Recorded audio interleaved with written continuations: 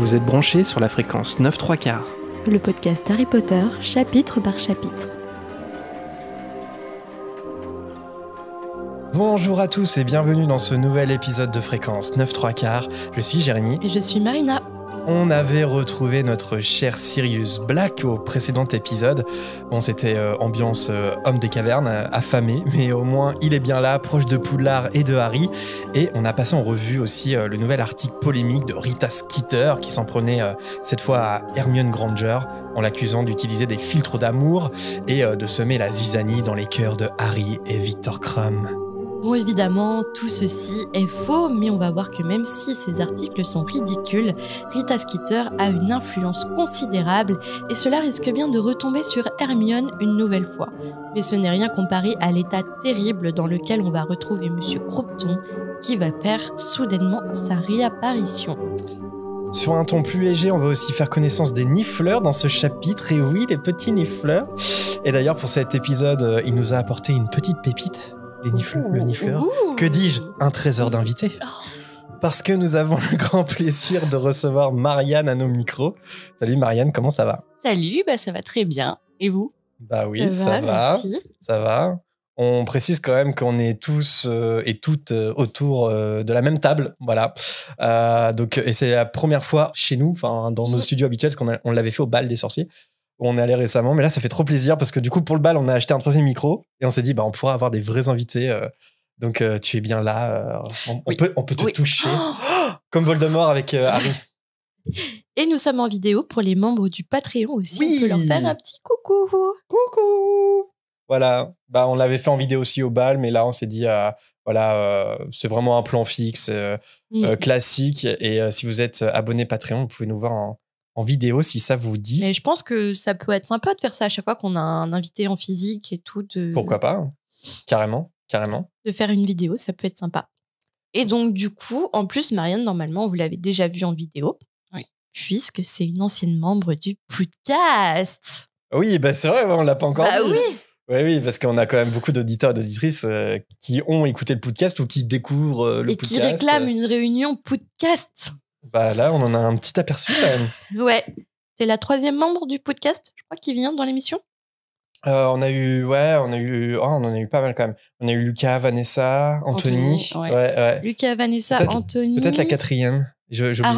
Harold. On a eu Harold, oui. Ouais. Attends, on a eu Harold ou pas ? Je sais plus. Je sais pas. Mais moi, j'ai l'impression que vous l'avez eu. Mais Ouais, je ça crois. fait peut-être longtemps, mais oui, on a eu Harold aussi, je crois. Hein. 4e, du coup. Ouais. 5e. Vanessa, 5e. Ouais, 4e ou 5e. Enfin, 5e. Je crois que plutôt 5e. Ouais. Mais en fait, le vrai défi, c'est ce qu'on explique aux auditeurs et auditrices. C'est le vrai défi, c'est de pouvoir tous vous avoir en une seule fois, quoi. C'est compliqué parce que. Et là, on fera un live Twitch, là. Bah oui, là, c'est obligé. Là, on le fera en live. Live événement, la France attend que ça. Carrément.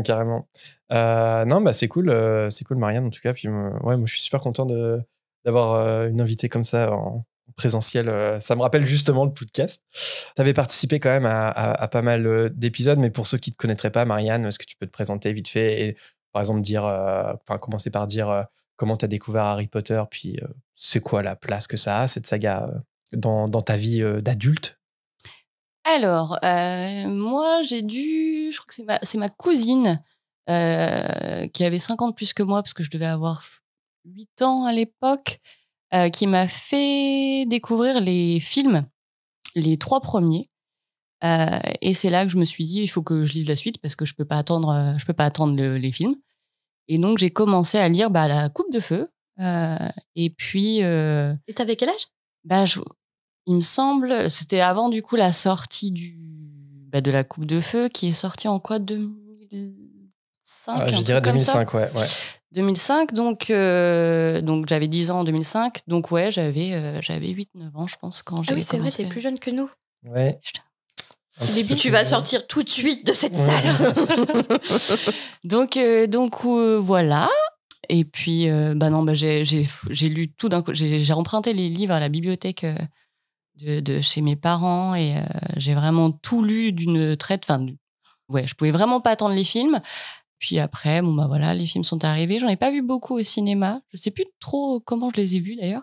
Et puis, quelle place ça a ?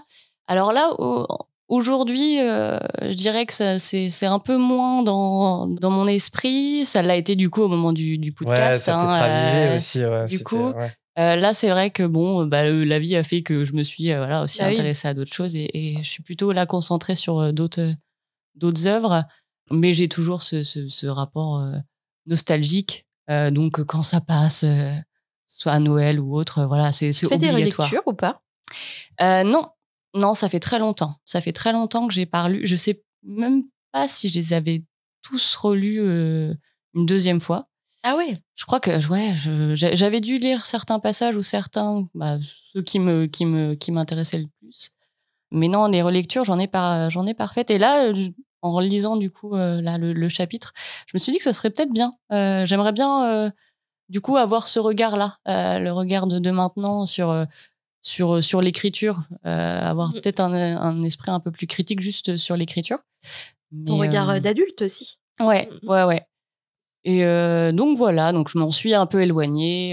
Et puis c'est vrai que tout ce qui se passe avec J.K. Rowling enjoint pas trop forcément à se remettre dedans. Ouais, c'est sûr. Hein. Même si voilà, il y a quand même ce rapport nostalgique et je pense que ça pose le dilemme à beaucoup de fans, tout ce qui se passe. Puis surtout qu'il n'y a pas eu de grande sortie. Les Animaux Fantastiques, apparemment, c'est terminé. Là, il y a l'annonce de la série, mais il y a aussi pas beaucoup de sorties. Donc, on n'en parle pas forcément. Il n'y a pas trop de hype en ce moment. Ça ne veut pas dire qu'il y a un déclin chez les fans, mais c'est plus il n'y a pas grand chose de nouveau qui sort. Donc, en fait... tu parles par rapport à une vidéo qui est sortie Oui. J'ai pas vu la vidéo. J'ai juste vu j'ai vu des réactions, mais j'ai pas vu il y a une question qui est posée en ce moment, est-ce que c'est pas le déclin de la licence Harry Potter? Moi je crois pas du tout, mais néanmoins force est de constater qu'ils ont essayé de faire les Animaux Fantastiques au cinéma et tout pour raviver la flamme. Ça a pas trop fonctionné honnêtement, mais nous on est toujours là. Peut-être avec nos livres qui changent pas. Peut-être parce que la flamme, elle a pas besoin d'être ravivée, que les livres se suffisent à eux-mêmes, en fait. Ouais, je pense aussi. Je pense que la saga, on peut la laisser vivre d'elle-même avec les livres et les films déjà existants, en fait. Et c'est là pas du gain aussi, hein. Malheureusement, c'est ça. C'est pas mal les petites sorties aussi. Genre le jeu vidéo, je trouve que ça a fait du bien. C'était quelque chose de nouveau, quelque chose qu'on attendait, un vrai jeu vidéo, par exemple. Oui, mais ça, par exemple, c'est l'aboutissement des années de travail. Et c'est nouveau aussi, alors que la série, c'est un reboot. Ouais. Je sais pas si ça va vraiment apporter quelque chose au fandom, quoi. Non, et puis c'est vrai que moi, je peux pas nier le fait que ça a fait partie de ma construction d'enfant, que ça a développé mon imaginaire. Enfin, pour le coup, ça, je peux pas dire je le fous à la poubelle, quoi. Ça a été trop important étant enfant que j'ai toujours ce rapport nostalgique là, et donc c'est pas toujours facile de se positionner. Mais voilà, j'apprécie toujours d'y retourner. Et puis voilà, le travail d'autres personnes, quoi, que ce soit sur les films ou sur d'autres médias. Donc, Mais ouais, en fait, c'est vrai que après l'autrice, oui, on peut la déplorer et tout, c'est certain. Il y a tellement de créateurs et créatrices qui ont pris l'essence de la saga et qui en ont fait des choses trop cool, en fait. Je trouve que mais je trouve que le fandom se l'est bien approprié aussi, quoi. Mais bon, après, voilà, quoi, c'est à débattre. Ouais. Oui, ouais. Carrément. Merci Marianne d'avoir accepté l'invitation. Ça va être un plaisir de partager ce chapitre avec toi. Et puis tu resteras aussi pour un petit after show où on parlera un peu plus en détail justement. De l'ancien temps. Voilà, nostalgiquement, tu sais, de l'aventure podcast et tout. Je pense que ça fera plaisir à pas mal d'auditeurs et d'auditrices. C'est un peu comme les soirées au bout d'un moment où, passé le cap des 30 ans, à chaque soirée, on fait que se souvenir du bon vieux temps, etc. Mais c'est exactement ce qu'on va faire dans l'after show. J'ai hâte de voir l'épisode où normalement on va recevoir un ami d'enfance de Jérém. Et je sais pas s'il va balancer des anecdotes sur votre enfance ou pas. Tu connais déjà tout. Pour les vrais fans du podcast, vous allez découvrir le mec qui a balancé que tu avais coupé les cordes de guitare. C'est ça l'histoire. Je crois que ça avait été évoqué mais au podcast, mais là on parle d'un temps. Mais je suis sûre qu'il y a des gens qui s'en souviennent de ça. Et ça va être ce mec-là qui va venir. On avait fait les calculs dans un an, ça fera 10 ans qu'on a lancé le podcast. C'est énorme. Dans un an? Dans 1 an, ça fera On 10 a ans. 1 an pour organiser la réunion avec tous les anciens membres. Ouais, on fera les 10 ans. Non, mais en vrai. Non, mais en vrai, En vrai. même peut-être avant, mais carrément. Non, bah, il faut carrément 1 an pour réunir tout le monde, je Oui, pense. oui. Il y a un truc à faire pour les 10 ans avec Pour la. que tout le monde mette la date dans l'agenda. Carrément. Mais Mais en attendant d'organiser la réunion des 10 ans du podcast que j'animerai, il est temps de démarrer ce nouveau chapitre, d'autant qu'on a des provisions à envoyer à Sirius et des chaussettes à offrir à Dobby. Alors on se dirige tout de suite de nouveau vers Poudlard. Harry Potter et la coupe de feu. Chapitre 28. La folie de Monsieur Croupton. Alors, on est dimanche et dès avoir fini leur petit-déj, Harry, Ron et Hermione obéissent à la requête de Sirius et ils filent vers la volière pour envoyer une lettre à Percy et lui demander s'il a vu Monsieur Croupton récemment. La tâche est confiée à Hedwige, qui s'envole par une fenêtre. Puis les amis se rendent dans les cuisines pour offrir à Dobby ses nouvelles chaussettes, comme l'a dit Marina. Évidemment, ils sont reçus comme des rois et Dobby fond en larmes en découvrant son cadeau. Alors, il y a Harry qui se justifie en disant que Dobby lui a sauvé la vie avec la branchiflore. Mais j'aurais juste 2 petits commentaires. Je sais pas si vous êtes d'accord, mais 1, c'est un peu exagéré quand même qu'il lui a sauvé la vie parce qu'au pire, il aurait déclaré forfait. Mais 2, et c'est peut-être le pire, c'est que c'est ironiquement l'inverse parce que du coup, en lui permettant de trouver un moyen de faire la seconde tâche, etc., en fait, il le précipite vers le combat contre Oui, mais Voldemort. ça, Dobby le savait Oui, pas. il le sait du pas, coup. mais ironiquement, c'est un peu l'inverse. Il lui sauve pas la vie, quoi. Mais voilà, mais il est touchant, Dobby, comme d'habitude. Oui. Ils font littéralement en larmes, quoi. Alors qu'on rappelle, ils se sont amusés à prendre les chaussettes les plus moches qui Mais oui, mais puissent trouver, hein, quand même. c'est parce que Dobby aime bien les chaussettes moches. Oui, c'est vrai, il est Fashion Week. Ça. Mais oui. Ron est surtout intéressé par les éclairs que les elfes lui rapportent. D'ailleurs, c'est un petit point commun que tu as avec Ron, du coup. Dessert préféré Éclairs de au Marie. chocolat. Les éclairs au chocolat. Enfin, je crois que c'est au chocolat parce qu'on parle que d'éclairs, mais je pense que c'est Le meilleur, chocolat. c'est au chocolat. Harry a l'idée d'envoyer des provisions à Sniffle/Sirius et les elfes s'empressent de leur préparer tout ça. Ron se dit que ça peut être une bonne mission à donner à son hibou Coq. Hermione demande à Dobby où se trouve Winky et elle la trouve sur un tabouret proche de la cheminée. La pauvre elfe est toute sale et elle vacille sur son siège, une bouteille de bière au beurre à la main. Dobby précise à l'oreille de Harry qu'elle en est à 6 bouteilles par jour. Dobby, la petite poucave, là, qui ça fait un peu ça. Non, mais là, Monsieur Potter, ça va plus du tout. Elle est à 6 bouteilles par jour. Et Dobby, il dit un truc intéressant qu'on a déjà évoqué, mais là, on peut peut-être y revenir vite fait. Il dit que la bière au beurre, c'est fort pour un elfe de maison, parce que Harry, il dit, bah ouais, mais la bière au beurre, il n'y a pas d'alcool dedans. Mais il fait, mais si, mais pour un elfe, c'est quand même pas pareil. Du coup, je me demande, c'est quoi le degré d'alcool dans la bière au beurre, pour que ça ait cet effet-là, quand même, sur Winky. Et je pensais qu'il y avait autant d'alcool que dans la bière, en fait. Bah, La je bière au pense. beurre. Ouais, non, je pense que c'est pas, plus quand même. léger, mais Comme un panaché, en fait. ouais, ou un petit avec la grenadine. Un Monaco. À Monaco. J'avais Mais Monte même Carlo les... là. Tu sais, Monaco, ça peut être fort un peu. Hein. Ah bon? Ouais, je crois. Hein. Ah, ça dépend. Ce que Monaco, tu mets c'est de comme la bière dedans. Comme bière dedans. Ouais, c'est. Ça dépend. Je D'ailleurs, croyais que et c'était le du dosage. panaché, un Monaco. non, c'est de la bière pour moi. Eh ben attends, j'ai un doute. Ouais, j'ai un Est-ce Ah que oui, c'est c'est pas pas du un- panaché avec de... C'est pas un perroquet, un panaché Oh. avec Ah, pff. Là, ouais, je sais. le vrai débat de fond. Mais pour moi, il y a quand même. Je me demande s'il n'y a pas de la bière quand même dans le Monaco. Et en tout cas, moi, j'ai un souvenir, c'est le Alors, pro. Monaco cocktail. Ouais, vas-y. Ouais, j'aurais Voyons dit direct. bière, limonade, grenadine, mais ça se trouve, c'est du panache. Ouais. Ah, peut-être. Bière, limonade et grenadine. Ouais, c'est de la Ah. bière. Ouais, ouais. Parce que je me souviens, c'est le premier verre d'alcool que j'ai pu boire, genre officiellement avec mes parents. Ah non, Et un c'est- perroquet, c'est pastis, menthe et eau. Ah oui, rien à voir. Ah ouais, non, rien à voir. Et je me souviens être en terrasse, je sais pas quel âge j'ai, mais je suis assez jeune. Et je suis avec ma mère. Et comme des fois, je sirotais un peu dans son Monaco, j'ai eu l'autorisation d'en avoir un comme elle. Et à la fin, j'avais la tête qui tourne. Je crois que c'est le premier truc que j'ai dû boire aussi. Ouais. Enfin, le- après le cidre ou des trucs comme Le ça. panaché, le cidre. Ouais. Les panachés, c'est quoi l'alcool qu'il y a dedans? C'est quoi le degré d'alcool? C'est rien. Je sais pas. Euh, Ouais, parce que pour moi, on est plus sur du panaché que sur. Ça par ne exemple, du dépassera jamais Monaco. 1,2. Ouais, voilà, je pense qu'on est à un truc comme Bien ça. entendu, en fait. l'alcool est à consommer avec modération. Oui. Oui, bien sûr. Parce que regarde, genre des élèves de 3e année, ils ont le droit d'en prendre le mercredi après-midi. Ouais, non, mais oui. Mais je Donc- pense que c'est comme nous avec le panaché. Ouais, je pense que c'est du panaché, quoi. Donc Winky se saoule au panaché. Dobby explique que Winky veut rentrer chez elle, même s'il lui répète souvent que son nouveau maître, maintenant, c'est Dumbledore et plus Monsieur Croupton.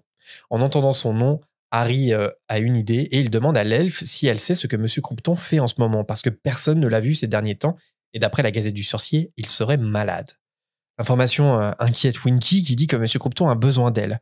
Hermione nuance en disant que la plupart des gens savent s'occuper de leur maison par eux-mêmes, mais Winky dit que ça va bien au-delà de ça et qu'elle garde même un secret de Monsieur Croupton. Alors, il en faut pas moins pour exciter Harry qui lui demande mais quel secret ? Tout en renversant de la bière au beurre sur elle, Winky dit qu'elle ne livrera jamais les secrets de son maître et encore moins à des fouineurs comme Harry. Ce qui provoque les foudres de Dobby qui rétorque que Harry n'est pas un fouineur. Je me suis dit, c'est vrai que si on fait une petite compétition de fouinasse, je pense que Dobby, il gagne quand même la compète parce que Harry, Ron et Hermione, c'est bien des petites fouines, mais alors Dobby, quand même. Après, c'est toujours pour la bonne cause, mais c'est une Toujours petite... pour Harry Potter. Ouais, c'est une petite fouine quand même, quoi. Winky finit par tomber de son tabouret et elle se met à ronfler à même le sol. Les elfes s'affairent autour d'elle pour récupérer la bouteille et ils recouvrent Winky avec une grande nappe. Et là, j'étais là, mais what the fuck? Elle est là. Bon, elle est ivre morte. Enfin, elle vient de s'endormir à cause de l'alcool et ils sont là et ils la couvrent Parce qu'ils ont honte. comme Ouais, si elle était morte, tu vois. Mais ouais, ça fait. Ouais. C'est horrible. Ouais, ils ont honte. C'est comme si elle était morte. Je pense que les elfes de maison, c'est pas les meilleurs potes pour te soutenir si t'es déprimé ou t'as un mauvais jour. Quoi. Ouais, J'imagine bien un mois dans mes mauvais jours de déprime et tout. Tu me couvres d'une nappe. J'ai honte de toi. Allez, calme-toi. Je pense que l'empathie, c'est pas. Je te découvrirai quand tu iras mieux, quand tu te seras calmé. Ouais, c'est clair. Mais oui, on le voit bien. Dobby, il est pas là à soutenir Winky, quoi. Ouais, carrément. Alors que ça serait Harry, il le soutiendrait. Ouais. Mais entre elfes, je pense que ils se jugent quand même, tu vois. Enfin, en tout cas, il faut pas sortir du cadre. Parce que même Dobby, qui est une espèce d'excentrique, qui veut la liberté, il veut pas trop non plus se mettre en avant, tu vois. Il cautionne pas la fidélité de Winky. Enfin, en tout cas, voilà, tu vois. Et là, il faut pas sortir des clous, quoi, quand t'as un elfe de maison. Je me demande s'il y a un petit manuel de bonnes pratiques quand t'as un elfe. Comment être un bon elfe de maison en 40 étapes. Après, en vrai, je pense que ça doit être transmis de génération en génération. Je crois qu'on avait déjà eu ce débat. Est-ce que les familles de sorciers font reproduire leurs elfes entre eux, tu vois? Est-ce que tu vois, c'est des mêmes familles d'elfes aussi qui s'occupent des mêmes familles de sorciers? Est-ce qu'une école de formation d'elfes? Ouais, je sais pas. Ça ressemble à quoi des bébés elfes de maison? Ah ouais, non mais... Attends, quel âge a Dobby? Parce que ça se trouve, ils ont pas la même façon de vieillir que les sorciers. Après, c'est bizarre parce qu'ils peuvent pas vivre ensemble. Alors, il y a vraiment une vraie question. Comment ils font pour se reproduire? Parce qu'ils peuvent pas vivre ensemble. Et où vont les bébés elfes de maison? Est-ce que ça existe des bébés elfes de maison? Bah oui, ça existe forcément. Où ça se clone? Ah non, je pense que ils se reproduisent entre eux. Ouais, mais du coup, ils peuvent pas vivre ensemble. Ils ont pas de vie de famille. C'est pour ça, je pense qu'il y a peut-être des élevages, en fait, entre familles de sorciers qui font... Ah, c'est atroce. Ah oui, non, mais c'est horrible. Comme des animaux. Ouais, comme des animaux de race, tu vois, un peu. Je préfère penser qu'ils naissent dans les choux. Oui, c'est ça. Dobby s'excuse de ce triste spectacle, mais Hermione demande aux elfes pourquoi ils n'essaient pas plutôt de lui remonter le moral. Bah tiens, on en parlait. Hermione se pose la question. Mais Dobby répond que tant qu'il y a des maîtres à servir, les elfes n'ont pas le droit d'être malheureux. Ah, il est dur, quoi. Ça rend Hermione en colère et elle tente d'expliquer aux elfes présents qu'eux aussi ont le droit d'être malheureux comme les sorciers, en fait. Enfin, ils peuvent aussi avoir un salaire, des vacances, des vrais vêtements. Et quand Hermione cite Dobby comme exemple, ce dernier se fait tout discret. Voilà, le mai 68 d'Hermione. Ouais, c'est ça, c'est que quand Hermione a dit bah voilà, prenez l'exemple de Dobby, lui il a non, il a envie de disparaître, quoi. Il est un peu en dehors des clous, mais pas trop. Pas trop. Mais tu te souviens, il a négocié avec Dumbledore pour pas avoir trop de congés payés, tu vois, genre ça lui donnait le tournis sinon. Mais les paroles d'Hermione ne convainquent pas les elfes de maison, loin de là. Leurs sourires disparaissent, l'un d'eux donne à Harry les provisions demandées et tous trois sont poussés vers la sortie, Dobby ayant à peine le temps de les remercier à nouveau pour les chaussettes. Ron reproche à Hermione d'avoir énervé les elfes parce qu'ils auraient pu obtenir quelque chose de la part de Winky par rapport à Monsieur Croupton. Mais Hermione lui rétorque que tout ce qui l'intéresse, c'est surtout les gâteaux, les éclairs. Et elle a peut-être pas tort. Ouais, comme on disait, c'est là où on voit le niveau d'aliénation en fait, des elfes. Et c'est comme si la liberté, ça les terrifiait, quoi.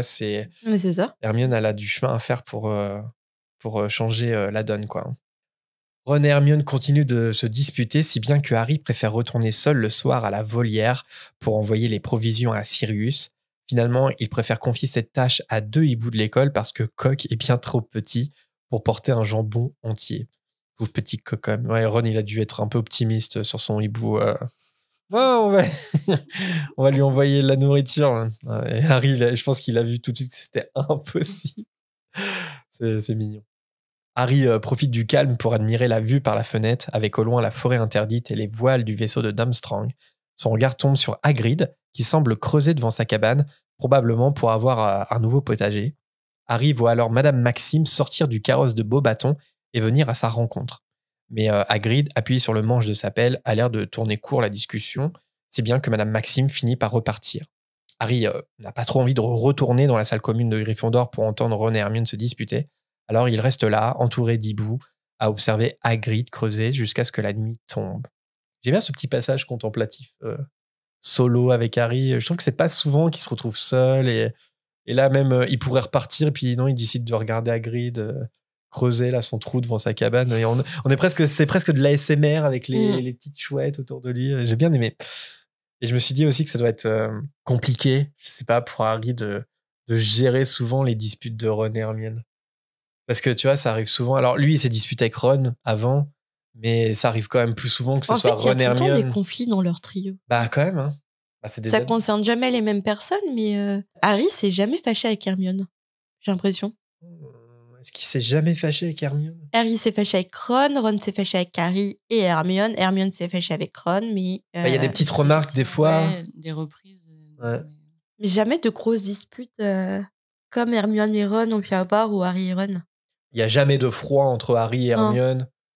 Si bien que c'est Ron qui doit faire la bascule entre deux. Souvent, c'est quand même le schéma. Bon, là, on a eu Harry et Ron qui se sont embrouillés, mais ça va revenir dans les reliques de la mort. Mais quand même, le schéma classique, c'est Ron et Hermione qui supportent pas. Et Harry qui est entre les deux. La tension amoureuse sous-jacente. Toi aussi, il y a des mots que tu n'arrives pas à dire. Sous-jacente. Je galère depuis tout à l'heure. Entre Ron et Hermione, enfin, vous m'avez compris, quoi.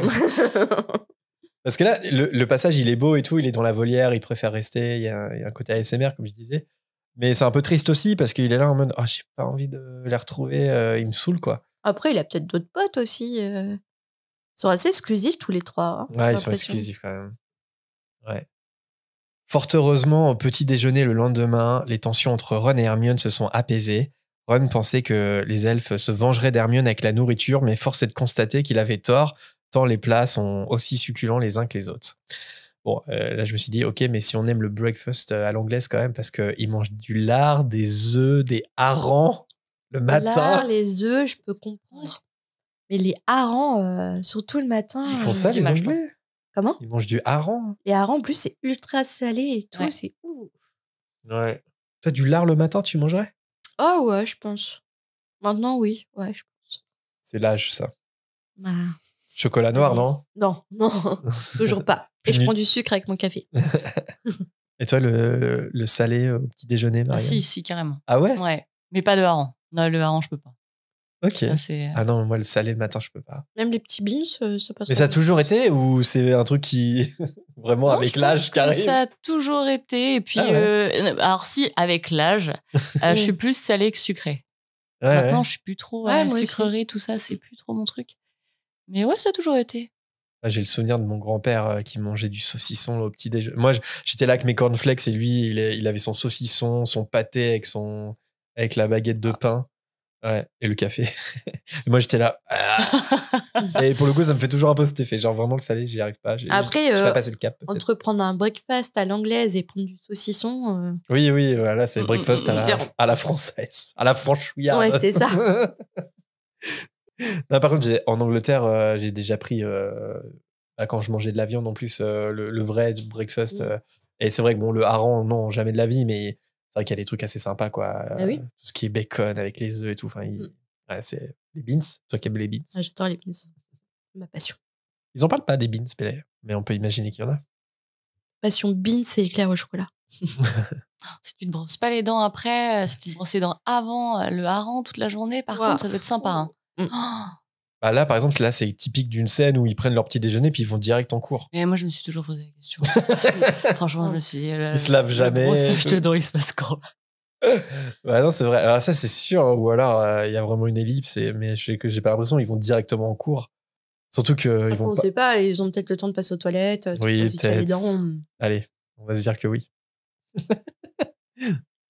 Quand les hiboux font leur entrée dans la grande salle pour délivrer le courrier, Hermione est impatiente de recevoir le sien. Elle explique s'être abonnée à la Gazette du Sorcier car elle en a marre que ça soit toujours les Serpentards qui leur fassent découvrir ce qu'il y a dedans.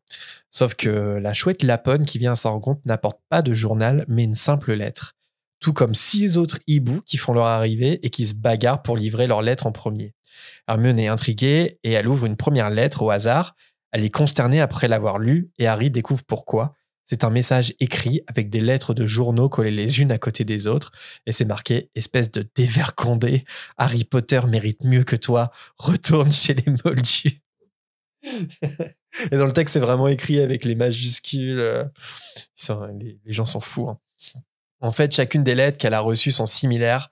Au moment d'ouvrir la dernière enveloppe, elle pousse un cri de douleur. L'enveloppe ne contient pas une lettre, mais du pus de bulbe non dilué. Hermione, les larmes aux yeux, tente de s'essuyer les mains, mais ses doigts sont déjà couverts de cloques. Elle n'a d'autre choix que de se précipiter en direction de l'infirmerie, laissant aux garçons le soin de prévenir le professeur Chourave pour leur premier cours de la journée. Ron dit à Harry qu'il l'avait pourtant prévenu de ne pas s'en prendre à Rita Skeeter. En lisant une autre lettre au hasard, il tombe sur quelqu'un qui menace de lancer un mauvais sort à Hermione. Visiblement, elle a bien du souci à se faire. C'est quand même dingue ces réactions de lecteurs, quoi. Genre, qui sont ces gens? Et c'est quand même dingue que du coup, avec les hiboux, il n'y a aucun contrôle et n'importe qui peut t'envoyer quelque chose, en fait. Du poison? Bah, c'est dangereux, ouais. N'importe qui peut t'envoyer n'importe quoi. Donc, les haters sont champ libre avec des élèves de 14 ans, quoi. Ouais, finalement, Ombrage, quand elle surveille le courrier, est-ce qu'il n'y a pas du bon en Ombrage? Je suis pas sûre qu'elle ait pensé à ce côté-là. Bah non, mais en vrai, de Bulbobule, genre ça pourrait être un truc encore plus grave, quoi, que ça. Ouais. Et puis surtout, qui sont ces gens, tu vois, qui... Ça se trouve, c'est des ménagères. Ouais, je pense que c'est surtout le profil. Hein. C'est bizarre que ça passe, tu vois, je me dis, ou à la limite, que le portail, tu vois, empêche certains trucs. Ouais. Ouais, je pense qu'il y a un filtre à l'entrée. De toute façon, ça a toujours été la question, la sécurité à Poudlard. Moi, je pense qu'il y a des trucs à faire. Et d'ailleurs, qui sont faits, parce que quand Voldemort revient à la vie à la fin du 4, on sait que la sécurité à Poudlard est augmentée, mais on peut se poser la question pourquoi ça n'a pas été fait avant, et notamment sur certains trucs, genre là, envoyer n'importe quoi à des élèves mineurs, c'est quand même un petit peu chaud, et puis surtout le comportement des lecteurs, peut-être principalement des lectrices, je sais pas. En tout cas, j'ai ce cliché-là en tête de la ménagère qui est un peu à la Madame Weasley, on va le voir un peu plus tard, mais ça la concerne aussi. Donc, ouais. Et Hermione, elle a 14 ans, quoi. Puis l'article, il est nul. Enfin, c'est une histoire de cœur adolescente. Enfin, ça n'a rien à voir. Enfin, je sais pas, c'est très bizarre. Il y a vraiment des sorciers qui se font chier chez eux pour faire ça, quoi. Non, mais ça dénonce aussi quelque chose qui se passe aussi dans la vraie vie. Hein. Les réseaux sociaux, maintenant, qui ont décuplé ces trucs-là. Les stars qui se prennent des sauces juste parce que, quoi. Je sais pas, c'est pas le mec de Selena Gomez où tu m'expliquais le truc ou... non. Ou comme elle sort pas avec un acteur et un mannequin, du coup, elle se fait... c'est pas elle? Non, je sais plus. En fait, c'est juste que les gens trouvent que le nouveau copain de Selena Gomez est moche. Voilà. Et du coup, elle se prend plein de... Et les gens vont dire à ce mec, t'es moche. Enfin, non, mais c'est très utile. Ils vont le critiquer sur son physique, de dire qu'elle pourrait trouver mieux et tout. Et c'est... c'est pas Selena Gomez qui se prend un peu toutes les sauces en mode dès qu'elle prend un peu de poids, pareil, à se faire seler et tout. Enfin, donc là, on est à plus petite échelle, mais on le voit bien, tu vois, que le monde des sorciers n'est pas épargné, quoi. Mais les gens critiquent tout et ont un avis sur tout et n'hésitent pas à En fait, le problème, c'est que c'est normal d'avoir un avis sur tout. Tout le monde a un avis sur tout.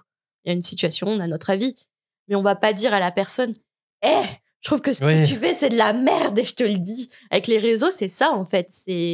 On dit tout, on n'a plus de filtre. C'est... on pense que notre avis est... En fait, on pense que notre avis... Enfin, les gens pensent, parce que moi, je pense pas. Et certaines personnes pensent que leur avis est tellement important qu'ils ont besoin de le dire et que tout le monde connaisse leur avis. Marina dénonce. Non, mais c'est vrai. Dis-leur, Marina. Non, mais t'aimes pas un truc, tu Non, mais oui, commandes non, mais pas, oui. tu laisses passer, tu regardes pas, tu laisses, quoi. En fait, Enfin, ces gens-là sont doublement idiots. Et je pense, par exemple, aux lecteurs de Sorcière Hebdo. Parce que, ils sont assez idiots et assez naïfs pour croire en l'article qu'ils ont lu. Et ils sont doublement idiots pour menacer la première concernée, tu vois. Par exemple, j'aime bien les trucs de gossip, de célébrités et tout. Je connais des trucs, je sais même pas pourquoi je les connais, mais... Et moi, je les ça, connais c'est- parce que tu me les racontes du coup. C'est mon plaisir coupable. Mais je vais pas écrire sous le profil d'une Ouais, célébrité. j'avoue. Je pense que t'as fait de la merde, franchement. Il y a des gens, c'est vraiment ça. Enfin, Moi, je me demande à quel point les gens s'ennuient et sont malheureux en fait C'est dans ça. leur vie pour en arriver à C'est ça. clair. mais le problème, c'est que je sais pas si c'est une minorité qui parle tellement fort qu'on a l'impression qu'ils sont énormes. Mm. Est-ce que la société est malade ou est-ce que c'est une minorité de personnes qui parlent plus fort que la majorité? Je sais pas. Je me demande. Mais je préfère me dire que c'est une minorité qui parle plus fort que la majorité. Oui, non, mais Parce que si c'est une majorité, la je pense que c'est le société cas. est vraiment malade, quoi. Il y a plus d'espoir pour l'humanité, si c'est ça. Je pense que c'est clairement le cas. Et c'est vrai, juste au niveau de la sécurité, parce que je parlais du contenu de la lettre, mais le simple fait de pouvoir écrire à n'importe quel élève Ouais. à Poudlard, c'est ce que je c'est disais. bizarre. Parce qu'en fait, ils ont juste dû mettre Hermione Granger, Poudlard. Ouais. Et genre, tu peux contacter quelqu'un comme ça. C'est un peu... Heureusement que ça n'existe pas dans la vraie vie, quoi. Bah ouais. Hermione ne se rend pas au cours de botanique. En sortant des serres, Harry tombe sur la petite clique habituelle des Serpentards, Drago, Crabbe, Goyle et Pansy, qui se moquent d'Hermione, mais ils les ignorent. Leur prochain cours, c'est soit en créature magique. Le cours sur les licornes, c'est terminé. Alors, en arrivant devant sa cabane, Harry a peur de découvrir quelle nouvelle créature Hagrid leur a concoctée. Mais il est vite rassuré. Dans les boîtes posées devant Hagrid se trouvent des petits animaux à fourrure noire qui attendent calmement. Hagrid leur explique que ce sont des nifleurs. C'est marrant de se dire qu'on découvre déjà dans le tome 4 les nifleurs, alors qu'en fait, nous, on les a vus que bien plus tard dans les Animaux Fantastiques, enfin, dans le premier. J'avais oublié ce détail que c'était déjà dans le tome 4. En gros, avant même que le premier film sorte, les nifleurs existaient. J'avais oublié ce détail, mais ça fait plaisir de les retrouver ici. Hagrid explique que ce sont des créatures qui vivent dans les mines et qui aiment tout ce qui brille. Et en effet, un des nifleurs a déjà sauté sur Pansy Parkinson pour tenter de lui voler sa montre. Hagrid leur a préparé un jeu. Chacun aura un nifleur et il devra récupérer le plus de pièces d'or possible dans le carré de terre un peu plus loin, ce que Harry avait pris pour un nouveau potager la veille. En fait, non, c'était la préparation du cours. Alors, il y a un petit détail qui m'a percuté et que j'avais oublié dans ce passage. Les élèves, ils doivent se débarrasser de leurs objets de valeur avant de commencer le jeu, pour des raisons évidentes. Et là, il est mentionné, c'est juste un petit détail, il mentionnait que Harry, il enlève sa montre cassée, parce que je crois que depuis la seconde tâche sous l'eau, elle marche plus. Et ça m'a rappelé quelque chose qui vient plus tard dans l'histoire. Est-ce que vous voyez où je veux en venir ou pas? Au sujet de la montre? Oui. La montre, elle va avoir une importance dans l'histoire? Alors, pas cette montre-là. Non, mais c'est un détail, je vous le dis. Ouais. En fait, Harry va se faire offrir une montre par Molly. Et justement, Ah bon? parce que la sienne, elle ne fonctionne plus, mais c'est pas n'importe quelle montre. Alors ça, c'est pas dans les films. Du coup, c'est dans le tome 7, si je dis pas de bêtises. En gros, il y a Molly Weasley qui lui offre la montre qui appartenait à son frère Fabian Priwet, qui est décédé lors de la première guerre des sorciers. Molly, elle avait 2 frères, Fabian et Gideon. Et ils sont tous les 2 morts pendant la première guerre contre Voldemort. Et d'ailleurs, il a fallu 5 mange-morts pour tuer les frères Priwet. Et ils faisaient partie de l'Ordre du Phénix, le premier Ordre du Phénix. Et malheureusement, ils sont tombés au combat. Et voilà, donc à sa majorité, donc quand Harry a 17 ans, donc oui, c'est dans le tome 7, forcément. Oui, c'est dans le tome 7, je crois que c'est avant le mariage de Bill et Fleur, si je dis pas de bêtises. Il se fait offrir cette montre. Et d'ailleurs, dans l'épilogue, à la fin du dernier livre, donc l'épilogue qui se passe en 2016, Harry, il porte toujours la montre de Fabian Priwet. Je m'en rappelle. Ah, aucun souvenir. Ouais, moi non plus. En fait, c'est un petit détail parce que c'est Mais genre... comment ça t'as pensé à ça? Parce que il y a le détail de Harry qui enlève sa montre et qui est là en mode « Oh, bah, de toute façon, elle marche plus, quoi. » Ouais. Et t'es là en mode... Ça m'a fait rappeler que... Bah ouais, parce que... Tu t'es rappelé de cette histoire? Bah, ça m'a rappelé que Harry, il a une montre qui marche plus, mais en fait, parce qu'il aussi va s'en faire offrir une plus tard Et voilà, ouais, ça Oh, m'a la fait mémoire, penser à ça. hein. Non, mais je sais pas, c'est un petit truc, mais on le reverra, nous, à la fréquence dans je sais pas combien de temps, dans le tome 7, mais voilà. Et c'est une tradition, d'ailleurs, dans la famille Weasley d'offrir une montre à la majorité d'un sorcier. Donc voilà, je sais pas si c'est mentionné que Ron a la sienne. Ça se trouve, Molly, elle a pris la montre qui est pour son fils. Non, mais je préfère Harry. Allez. Non, mais peut-être que Gideon, il avait aussi une montre, comme il avait 2 frères. Peut-être qu'elle en a offert une à Harry et l'autre à Ron. C'est pas impossible. Alors revenons au jeu de Hagrid, qui est une grande réussite pendant ce cours. Les nifleurs creusent dans la terre à une vitesse folle et ils sont redoutablement efficaces pour trouver les pièces d'or. Celui de Ron est clairement le meilleur, si bien qu'il le couvre d'or. Ron est intéressé, il demande à Hagrid si les nifleurs peuvent être domestiqués. Mais Hagrid explique que ce sont des créatures infernales dès lors qu'elles sont dans une maison. On peut imaginer pourquoi. Le jeu se termine et Hermione fait son retour, l'air triste et couverte de bandages. La pauvre, elle me fait trop de peine dans ce. Mais c'est dangereux parce que on du pu de bulbe au bulbe, ça me fait penser un peu à l'acide. Elle en aurait eu dans les yeux, elle aurait pu être aveugle. Non, mais il n'y a rien qui va. Hein. Le simple fait qu'on puisse envoyer une lettre à Hermione comme ça et puis qu'on puisse lui envoyer du poison, tout va bien, quoi. Là, j'avoue, ouais, c'est un peu comme de l'acide, en fait. C'est mince. Ça fait penser à ça. Ça se couvre de Les cloques. mains, c'est horrible. La pauvre, elle passe pas son meilleur moment à Poudlard. Hagrid leur demande de compter leurs pièces d'or pour désigner le vainqueur, tout en précisant que ça ne sert à rien d'en voler parce que c'est de l'or de Farfadet et qu'il disparaîtra au bout de quelques heures. Et sur ce, Goyle vide ses poches parce qu'il avait déjà commencé à se les remplir. Le vainqueur est bien sûr Ron qui, à défaut de pouvoir garder l'or, remporte une tablette de chocolat de chez Honeydews. La cloche sonne bientôt à la fin de la classe et les 3 amis restent un peu pour aider Hagrid à remettre les nifleurs dans leur boîte. Il est dit ici qu'il y a Harry qui aperçoit Madame Maxime qui les observe à travers une fenêtre du carrosse. Et là, je me suis dit, ça veut dire que le carrosse, il est quand même vraiment à côté de la cabane de Hagrid. Donc comme ils sont en froid tous les deux, c'est vraiment gênant parce qu'elle est là tout le temps, elle peut l'observer tout le temps. Hagrid. Et en plus, on l'a vu la nuit passée, elle a été le voir et tout, donc elle est vraiment là à l'observer. Je pense qu'elle essaye de se faire pardonner, quoi.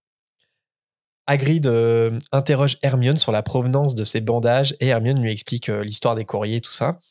Hagrid, lui explique avoir lui aussi reçu ce genre de menaces et de messages haineux après l'article sur sa mère géante et il lui conseille de les ignorer et de les brûler avant même de les lire parce que les gens sont cinglés. Il y en a un cité quand même par Hagrid. Lui, il a quand même reçu des incitations au suicide, quoi. Parce que le message, c'est genre, vas-y, jette-toi dans le lac et tout. Enfin, c'est terrible, tu vois, la violence qui existe dans notre monde réel, sur les réseaux sociaux, même, tu vois, le harcèlement, etc. C'est des thèmes quand même qui sont abordés dans Harry Potter, on l'a déjà dit, mais et là, encore une fois. Sur le chemin du retour en direction du château, Harry dit à Hermione qu'elle a raté un super cours. Ron, lui, il reste silencieux, l'air mauvais. Harry s'en aperçoit et il lui demande ce qui ne va pas. Et Ron lui répond qu'il vient de réaliser un truc. L'or qu'il lui a donné à la Coupe du Monde pour le rembourser des multipliettes, eh bien, c'était de l'or de Farfadet aussi. Et pourquoi il lui a pas dit que l'argent avait disparu, du coup? Bon, Harry, il se souvient plus trop, il a pas réalisé que l'argent avait disparu, et surtout, il avait perdu sa baguette magique au même moment, donc bon, il avait autre chose en tête. Au déjeuner, Ron est toujours bizarre, et il sort une phrase qui jette un froid. Il se dit que ça doit être bien, là je cite, d'avoir tellement d'argent qu'on peut perdre une poignée de galions sans même s'en apercevoir. C'est un peu la gêne, tu vois, à ce moment-là. Donc, jamais parler d'argent, jamais. Ouais. Politique et argent. Surtout en ce moment. mais Ron, il est jaloux de tout, en fait. Il est susceptible sur beaucoup de sujets, c'est ça le problème. Tu l'aimes pas trop, toi. Un complexe d'infériorité. Ouais, il a beaucoup de complexes d'infériorité, en fait. Ouais, c'est vrai que là, il monte en épingle un truc qui n'a pas énormément d'importance. Mais ouais, c'est une vraie douleur pour lui. Hein. Et justement, du coup, Harry, à ce moment-là, il commence à s'énerver un petit peu. Il lui dit que ce soir-là, ils ont eu d'autres problèmes Ils ont eu d'autres problèmes à régler, oui, clairement. Enfin, voilà, ça peut se comprendre de la part de Harry de pas s'en être aperçu. Bon, il est blindé, Harry, ok. Mais tu vois, au-delà de ça, il a fini par oublier, quoi. Et Ron dit qu'il savait pas que l'or de Farfadet disparaissait et que du coup, Harry, il aurait pas dû lui offrir de cadeau à Noël. Et il a cette phrase, du coup, aussi, qui est terrible. Il dit « J'ai horreur d'être pauvre ». C'est à ce moment-là qu'il dit ça. « J'ai horreur d'être pauvre ». Et ouais, effectivement, c'est clairement un complexe. Moi, je me suis demandé aussi Parce qu'on parlait de harcèlement, il y a quand même Drago qui le harcèle beaucoup par rapport à ça, qui se moque de sa famille, le fait qu'ils sont pauvres et tout. Je me demande si ça joue pas aussi sur les complexes de Ron par rapport à ça. Après, il voit pas aussi Ron, il voit pas aussi tout ce que sa famille offre en retour à Harry. Il passe tout un été chez eux, donc il dort chez eux, il mange leur nourriture et tout. Enfin, en retour, les Weasley leur donnent beaucoup aussi. Et ça, Ron, il s'en rend pas compte. Il s'en rend pas compte. Non, mais c'est un peu triste. Mais là, pour le coup, j'arrive pas à en vouloir Ron parce que, surtout à l'adolescence et tout, non, mais oui, il est hyper mal dans sa peau. C'est un vrai sujet, tu vois. Mais le problème, c'est en fait, Ron, à chaque fois, il en devient vite mauvais, en fait. Oui. Quand quelque chose là, il se referme, le rend susceptible, il se referme et il est mauvais, en fait. C'est ça qui me dérange un peu dans sa personnalité. Tout de suite, il va piquer, en fait. Mais après, à l'adolescence, c'est un vrai truc parce que, tu vois, il suffit que tes parents, ils aient pas trop d'argent et tout. Et, je sais pas, tes petits camarades, ils portent tous des fringues de marque et tout. Ça peut être une souffrance, tu vois, une vraie souffrance. J'ai connu ça. Ah ouais, moi aussi, je l'ai un peu connu, tu vois. J'avais pas le truc con, et c'est vraiment les enfants qui ont pas de limite, pas de filtre. J'ai jamais eu des fournitures scolaires de marque. Et ça, même ça, c'était un sujet de moquerie, en fait. C'est ridicule, hein. Mais oui, donc ça peut te rendre. Moi, j'étais mal à l'aise avec rien que mes fournitures scolaires. Donc oui, à l'adolescence, t'es trop mal, quoi. Moi, je voulais à tout prix des chaussures de marque, tu vois. Genre, je faisais saigner mes parents. Pourquoi, tu vois, avec du recul, je me verrais, tu vois, en prenant un retournant de temps, par exemple, je me détesterais, tu vois, mais je pense que c'est ça, les ados, les enfants, les ados, on est des éponges aussi, tu vois. J'aurais voulu, même avec le recul, avoir mes feutres de marque, hein, parce que moi, mes feutres, à chaque fois, ils se fatiguaient trop vite. T'étais pas malin comme Maped. Et ils trouaient la feuille, c'était horrible. Ouais, mais moi, je suis sûre, j'ai pas autant réussi que si j'avais eu le super agenda qui donnait des conseils tous les jours là, sur comment réussir son année. Les agendas, c'était un vrai truc aussi. Parce qu'il y avait une telle différence de prix entre des agendas de marque puis le truc un peu standard, tu vois. Puis des fois, il y avait des trucs à la con, mais moi, j'avais absolument envie d'avoir la règle toute molle. Qui sert strictement à rien. Et moi, j'étais... Ah ouais, on faisait ça, on les tapait. Elle était super chère. Elle était super chère. Et en plus, c'était de la merde. Enfin, je sais pas, mais je voulais absolument ça. Et du coup, plus tard, en tant qu'étudiante, je me suis payé une règle comme ça. Je sais pas pourquoi. Moi, c'était pas la Rolex, ma réussite. C'est à 40 ans, si t'as pas la règle flexible, t'as pas réussi ta vie, en fait. Si t'as pas les Crayolas, t'as pas réussi ta vie. Fais un dab pour les abonnés Patreon. Je sais pas faire le dab. Attends.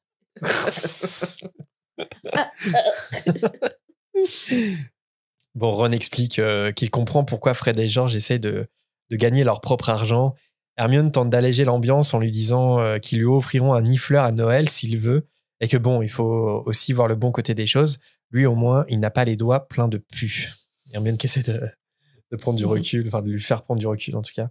D'ailleurs, au passage, elle promet de se venger contre Rita Skeeter, même si, je cite, c'est la dernière chose qu'elle doit faire dans sa vie. Ça y est, la guerre est déclarée entre Hermione et Rita Skeeter. Et ça va donner des bonnes petites scènes. Tout au long de la semaine suivante, Hermione continue de recevoir des lettres de menaces. Elle ne les ouvre pas, mais elle ne peut malheureusement pas échapper aux beuglantes. Cette agitation a pour conséquence de mettre l'école tout entière au courant de l'article dans Sorcière Hebdo. Et Harry en a marre de devoir dire à tout le monde que non, Hermione n'est pas sa petite copine. Ah, je suis là en mode, ouais, mais bon, Harry, c'est pas toi qui te fais menacer, qui reçoit du poison, etc. Genre, il est là en mode, ah non, vas-y, j'en ai trop marre. C'est Hermione qui est la première victime de ça. Voilà, bon, Harry, je sais pas, c'est la petite phrase du narrateur, ça m'a un petit peu agacé, quoi. Hermione est bien décidée à savoir comment la journaliste s'y prend pour écouter les conversations privées à la fin d'un cours de défense contre les forces du mal particulièrement éprouvant, pendant lequel Folleuil teste sur les élèves tout un tas de maléfices.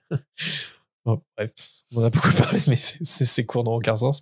Hermione reste dans la salle pour demander au professeur s'il a vu Rita Skeeter pendant la deuxième tâche. Et ce dernier répond que non, ce qui vient prouver à Hermione qu'elle n'utilise donc pas de cape d'invisibilité. Mais Hermione, elle a déclenché le côté enquêtrice, là. Elle veut savoir comment Rita Skeeter fait. Harry fait alors la suggestion que Skeeter utilise peut-être des micros. Il est ensuite obligé d'expliquer ce que c'est à Ron, des micros, parce que lui, il croit entendre des petits gros au lieu de micros. N'importe quoi cette scène.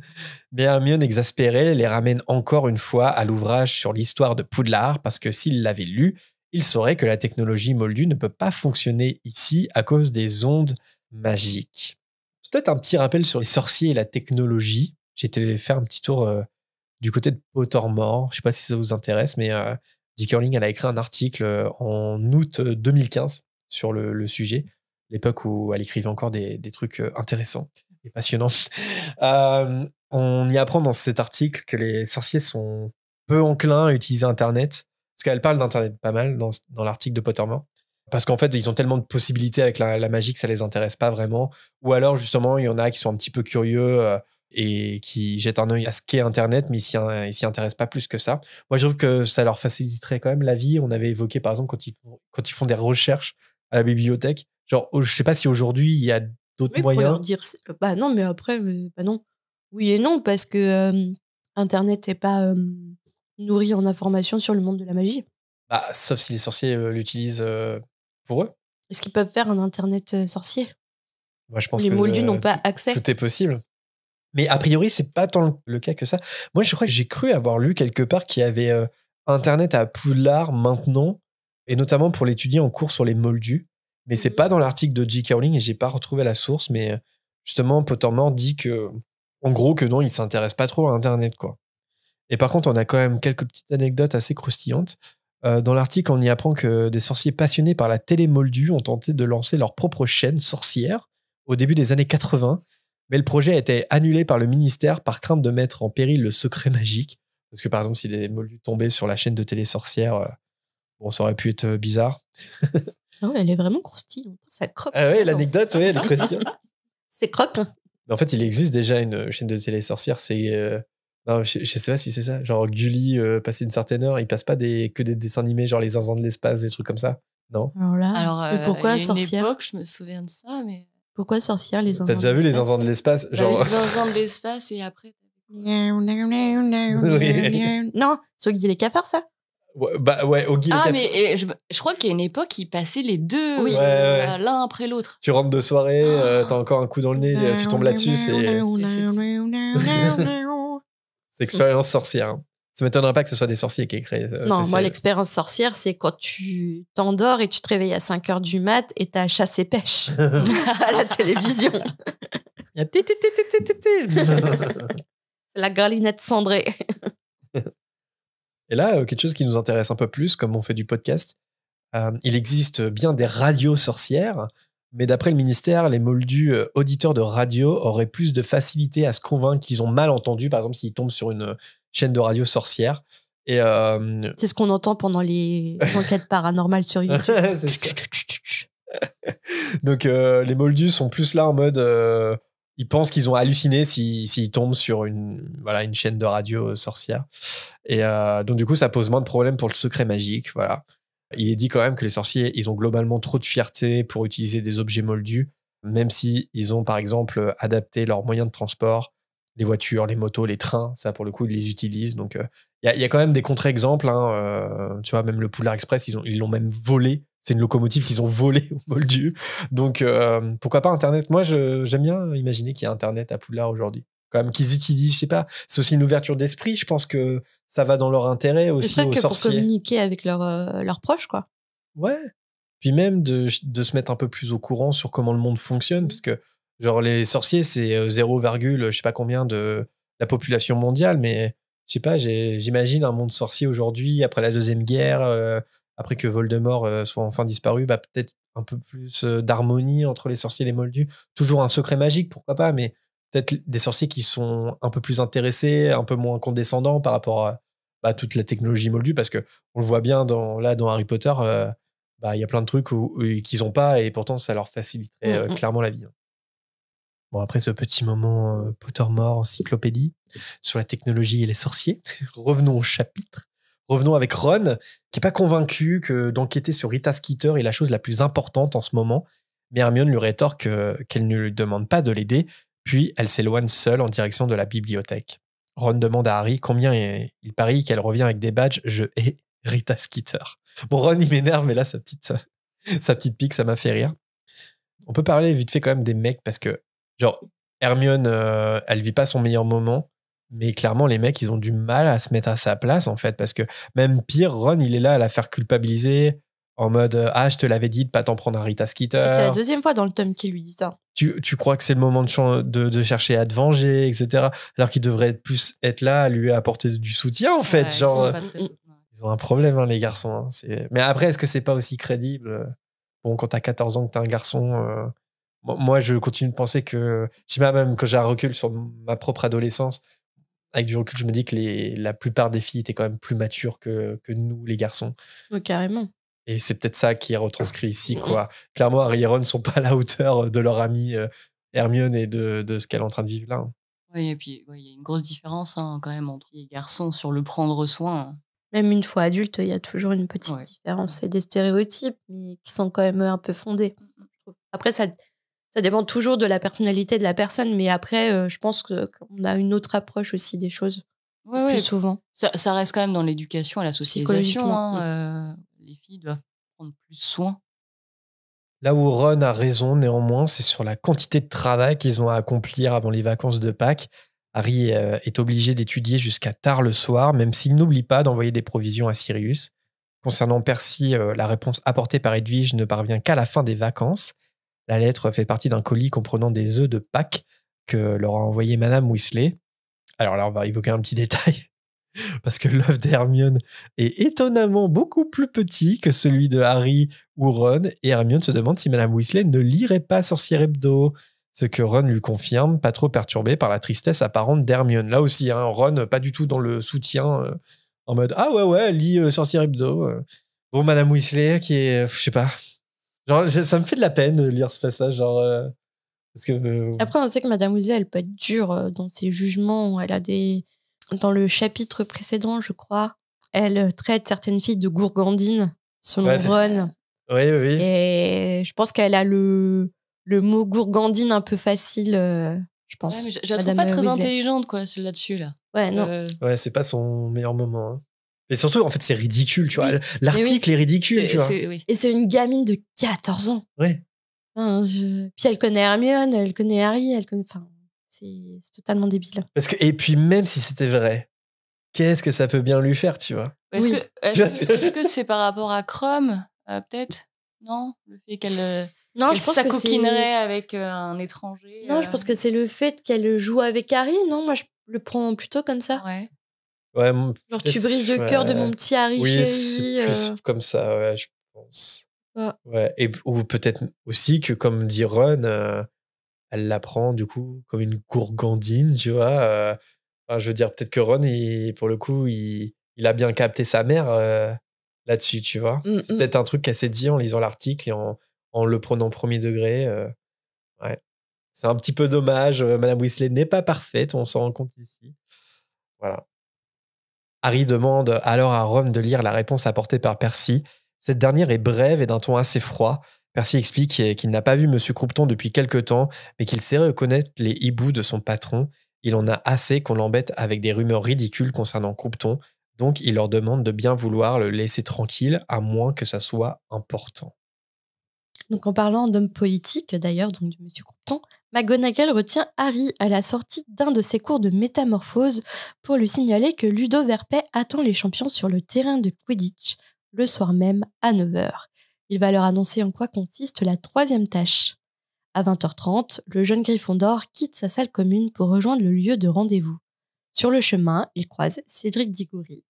Et du coup, ils se rendent ensemble à la réunion de Verpet.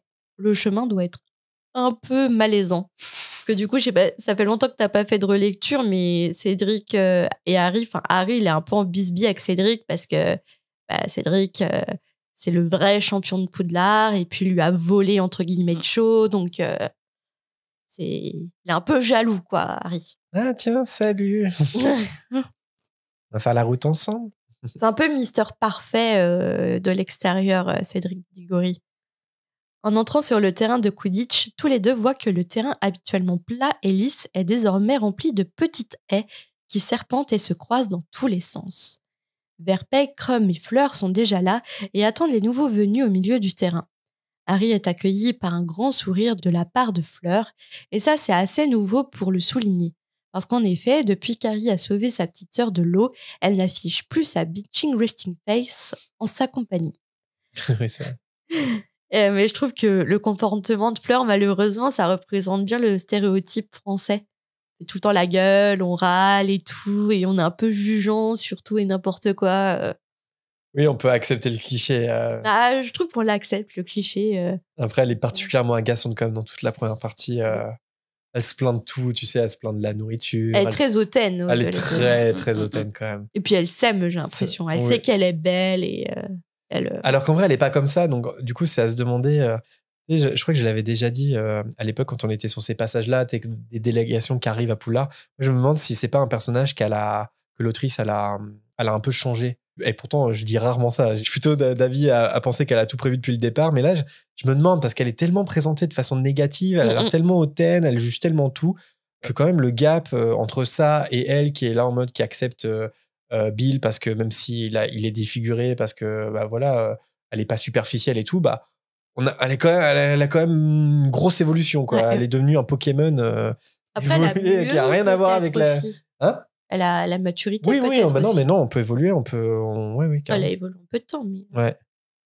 Verpet est ravie d'accueillir les champions au milieu des haies. Pour le moment, elles sont basses, mais après un bon mois et les bons soins d'Hagrid, elles vont atteindre au moins 6 mètres.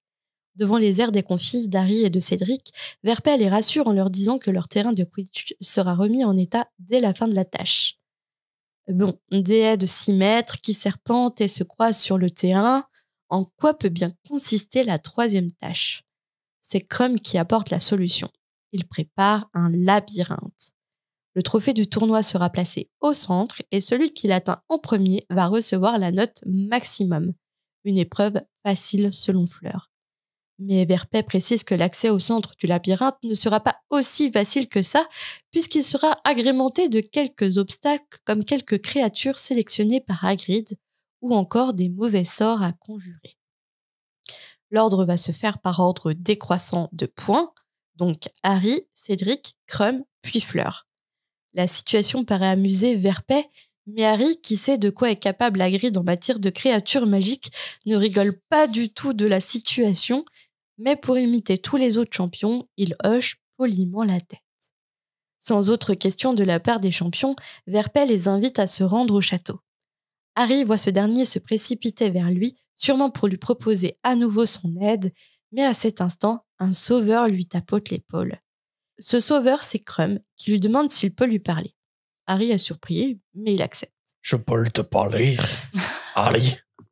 Après avoir quitté le terrain de Quidditch, l'étudiant de Durmstrang se dirige étonnamment vers la forêt. Harry s'en étonne alors qu'il passe devant la cabane d'Hagrid et le carrosse de Beauxbatons. Donc là encore, on sait que les deux sont côte à côte. Oui, il est voisin avec son ex, entre guillemets, quoi. et je sais pas pourquoi à ce moment-là, parce que ça faisait un moment que j'ai pas lu le 4, et j'étais parano envers Krum, et je me suis dit, attends, est-ce qu'il a été soumis à l'Imperium ? Est-ce qu'il va attaquer Harry ? Je sais plus, j'ai eu un gros doute là. À ce moment-là, il l'emmène vers la forêt, il va y avoir un bisbille entre les deux. Ah, c'est fait exprès, ouais. Mais oui, ouais. En fait, j'ai retrouvé certaines sensations parce que ça fait peut-être 2 ans que je les ai pas relus. Et du coup, ça fait du bien parce que j'ai oublié certains trucs. Et c'est pas mal. Du coup, je me refais des petites surprises 20 ans après. Non. C'est pas vrai, c'était Quirrell.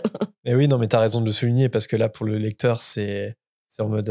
Oula, pourquoi vers la forêt et tout Et donc, à Krum, je pense qu'il perçoit un peu l'hésitation d'Harry et lui dit qu'il veut être discret par rapport à leur entrevue. Il veut pas que leur conversation soit entendue. Une fois à l'écart, Krum se tourne vers Harry et lui demande ce qu'il y a entre lui et Hermione. Harry, comme nous, ne s'attend pas du tout à cette question après tant de mystères. Surtout qu'il n'y a rien entre lui et Hermione. Mais devant le regard de Krum, Harry se sent obligé de justifier sa réponse. Il n'y a rien entre Hermione et lui. C'est Rita Skeeter qui a tout inventé. C'est un peu les mystères de l'amour, là, tu vois. Ouais, ça pourrait très bien être une série B. Mais je te jure, Victor, il n'y a rien entre Hermione et moi. Victor Newman. Victor Newman. Après, ça fait un peu tout ce qu'on a vécu au collège. Hein. C'était pareil. Oui. Les petites histoires d'amour et tout, les trahisons. Et puis en plus, Krum, il se laisse pas convaincre comme ça puisqu'il trouve quand même que sa petite amie parle un peu trop d'Harry. Et le concerné lui dit que c'est simplement parce qu'ils sont amis. Et je voulais vous poser la question, est-ce que vous comprenez la jalousie de Krum ? Quand votre petite amie a comme pour meilleur ami Harry Potter, l'élu, celui qui a vaincu le plus grand mage noir de tous les temps, qui est, je pense, plutôt beau gosse. Enfin, il est pas laid, je pense, Harry, physiquement. Il est pas bête. Il est débrouillard. Il a vaincu de nombreuses fois des dangers. Alors que c'est pas de lui qu'il devrait se méfier. C'est plus de Ron, en vrai. Bah oui, au final, oui. Ouais. Moi, je pense que Krum est de toute façon pas assez intéressant pour. Bah, de toute façon, si Hermione lui parle que d'Harry, c'est parce qu'il n'y a pas de sujet de conversation, quoi. Peut-être. Hein, il est plus physique qu'autre chose. Oui, c'est ce qu'elle dit dans le film. C'est ça. Hein. Je crois qu'il parle pas. Entre nous, c'est surtout physique. Ouais, je crois que ça l'exaspère un peu. Hein, et on sait qu'Hermione, elle a quand même besoin d'être nourrie. De stimulation intellectuelle. Donc. Après, bah, j'avoue, je suis un peu jalouse. Et c'est vrai que j'aurais du mal si tu avais une meilleure amie. Enfin, et si tu parlais beaucoup de cette meilleure amie. Parce qu'aussi, je resterai de la question de est-ce qu'elle est meilleure que moi, du coup, mais je trompe pas de personne. Tu vois, des questions comme ça. Surtout qu'il y a le truc, il y a une scène quand la seconde tâche est terminée où t'as Krum qui est là, qui essaie de parler à Hermione, et Hermione, elle est toute excitée entre Ron et Harry, et, parce que je pense qu'elle a eu peur aussi pour eux deux. Et lui, il n'arrive pas à lui dire un mot, tu vois. Donc oui, dans ces cas-là, tu peux comprendre qu'ils sont un petit peu jaloux parce que c'est lui qui l'a sauvé, quoi. C'était sa prisonnière à lui et tout. Puis en fait, elle s'intéresse pas à lui. Donc oui, je peux comprendre. Oui, je peux comprendre.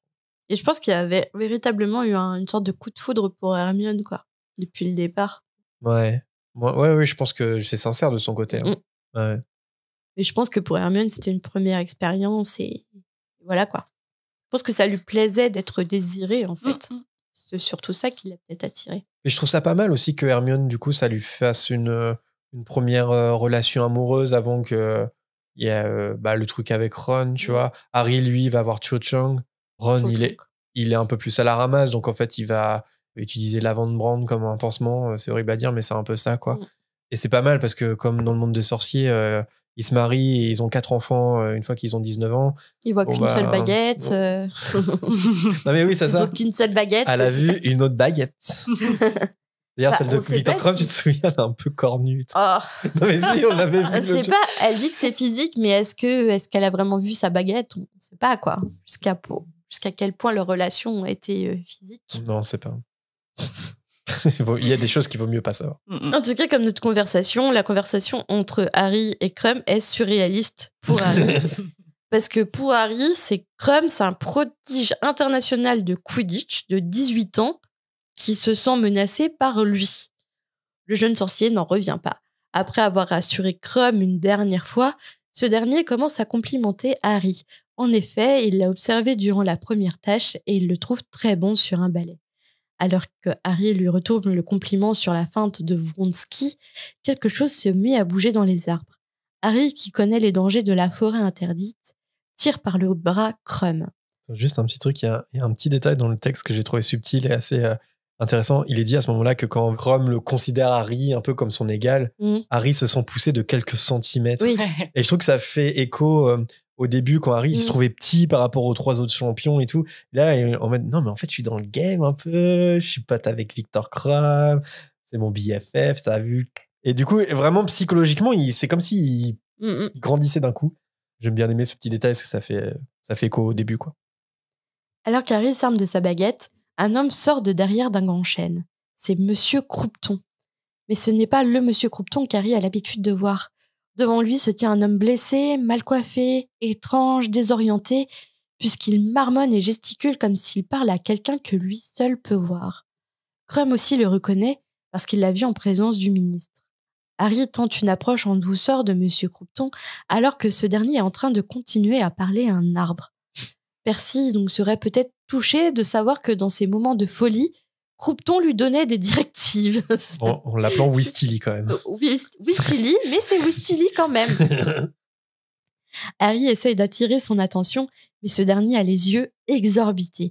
Il continue à fixer le tronc d'arbre, vacille et tombe à genoux. Ses yeux se mettent alors à rouler dans leurs orbites. Alors qu'Harry et Krum s'inquiètent de plus en plus et se demandent s'ils ne doivent pas aller chercher quelqu'un, Croupton crie qu'il doit voir Dumbledore. Au prix de gros efforts, il murmure qu'il a fait des choses stupides. Harry demande alors à l'homme de se lever pour qu'il puisse l'emmener auprès de Dumbledore. En voyant Harry, Croupton semble encore décontenancé. Harry aussi, puisqu'il ne comprend pas ce que Croupton lui demande. Il tire alors Harry auprès de lui si fort qu'il n'arrive pas à le faire lâcher prise. Alors que Croupton lui demande une énième fois à Harry d'avertir Dumbledore, Harry lui promet qu'il va l'avertir s'il le lâche. Croupton est déjà passé à autre chose puisqu'il remercie Weasley et qu'une fois qu'il aura fini, il veut bien une tasse de thé. Selon lui, sa femme et son fils ne vont pas tarder à arriver et ils doivent aller à un concert avec Monsieur et Madame Fudge. Puis il reprend sa conversation avec l'arbre. Harry demande à Krum de veiller sur Croupton pendant qu'il va chercher Dumbledore dans son bureau. Mais l'attitude de Croupton change violemment lorsqu'Harry se tourne vers le château.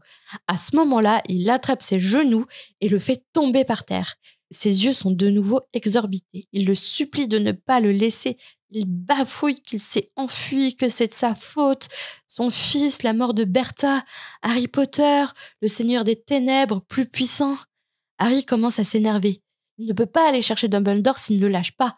Et en plus, ce qui l'énerve, c'est que Krum ne bouge pas.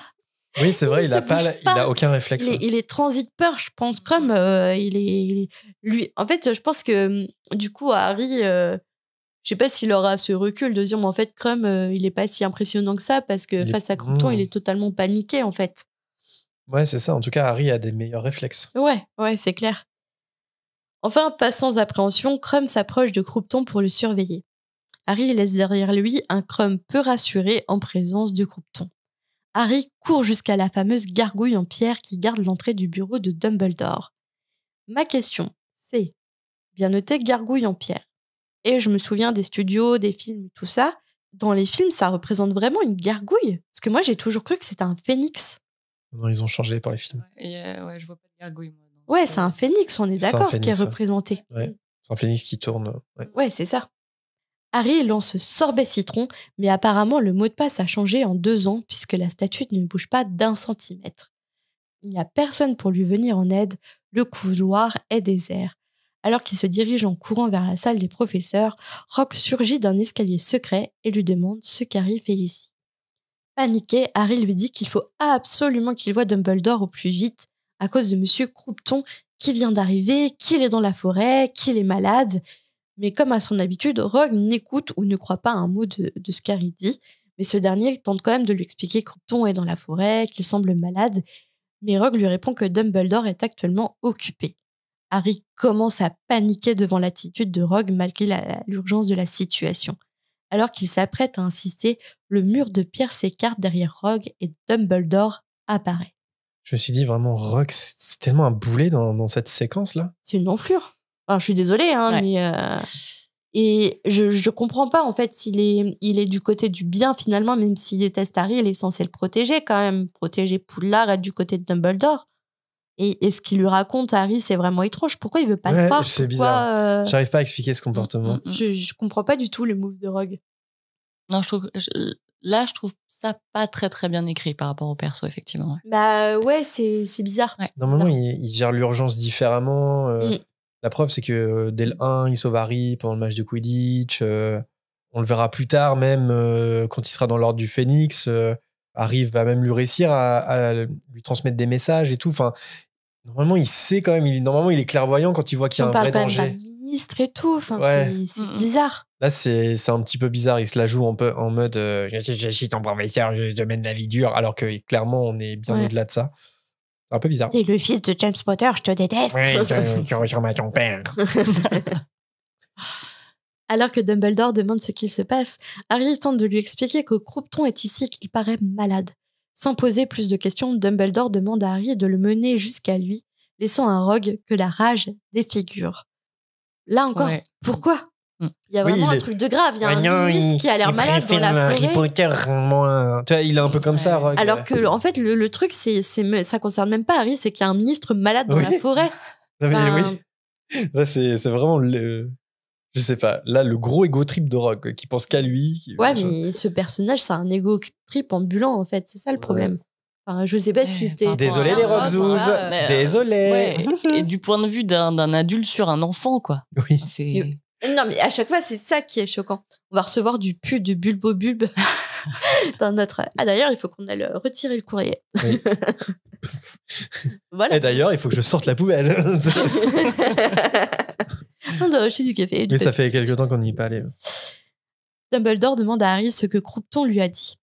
Harry lui répète les mots-clés, la chose terrible qu'il aurait faite, son fils, Bertha Jorkins, J'aime bien ça, t'arrives jamais à le dire. Voldemort plus puissant que jamais, Voldemort soi-disant plus puissant que jamais. Harry précise qu'il a l'air complètement perdu et qu'il pensait parler à Percy Weasley et en plus, il s'est mis à lui demander Dumbledore. Et ensuite, il a laissé Krum et là, ces derniers mots font réagir brusquement Dumbledore. Le directeur se met à marcher encore plus vite et cherche à savoir si quelqu'un d'autre a vu Croupton. Et je comprends pas, il panique parce qu'il a peur que Croupton fasse du mal à Krum. Ah, moi, je pensais plutôt qu'il avait une crainte de Krum. Ah ouais, tu penses ça? Bah, je me suis posé la question. Ouais. Alors, soit une crainte. Pourquoi ça le fait paniquer, cette dernière phrase? Bah, peut-être parce que c'est un élève étranger et que s'il arrive quelque chose à un élève étranger dans Poudlard, c'est une catastrophe, tu vois. Par contre, toi, tu penses qu'il se méfie de Krum parce qu'il est de Durmstrang? Ouais. Ouais, ou ça peut être ça aussi. Hein. Ou un mélange un peu des deux, tu vois. Genre, il faut mieux que rien ne lui arrive et... Je sais pas, par rapport à Karkaroff, tu vois, je me dis, ouais, je sais pas. Et après, il lui demande si quelqu'un d'autre a vu Croupton. Qu'est-ce que ça changeait si quelqu'un d'autre l'avait vu? Bah, est-ce qu'il y avait quelqu'un? Ouais, moi je le comprends en mode est-ce qu'il y avait quelqu'un avec vous, quoi. Ah ouais, c'est ça. Ouais. Ah, mais ça change quoi? Bah, Si ça un adulte est avec eux? Ouais, ça change quoi? bah, je sais pas. Enfin, je pense que Dumbledore, il est en mode, il veut toutes les infos, tu vois. Okay. Donc Harry lui explique le contexte dans lequel il s'est retrouvé en présence de Croupton. L'endroit où Harry a laissé Krum et Croupton est désormais vide.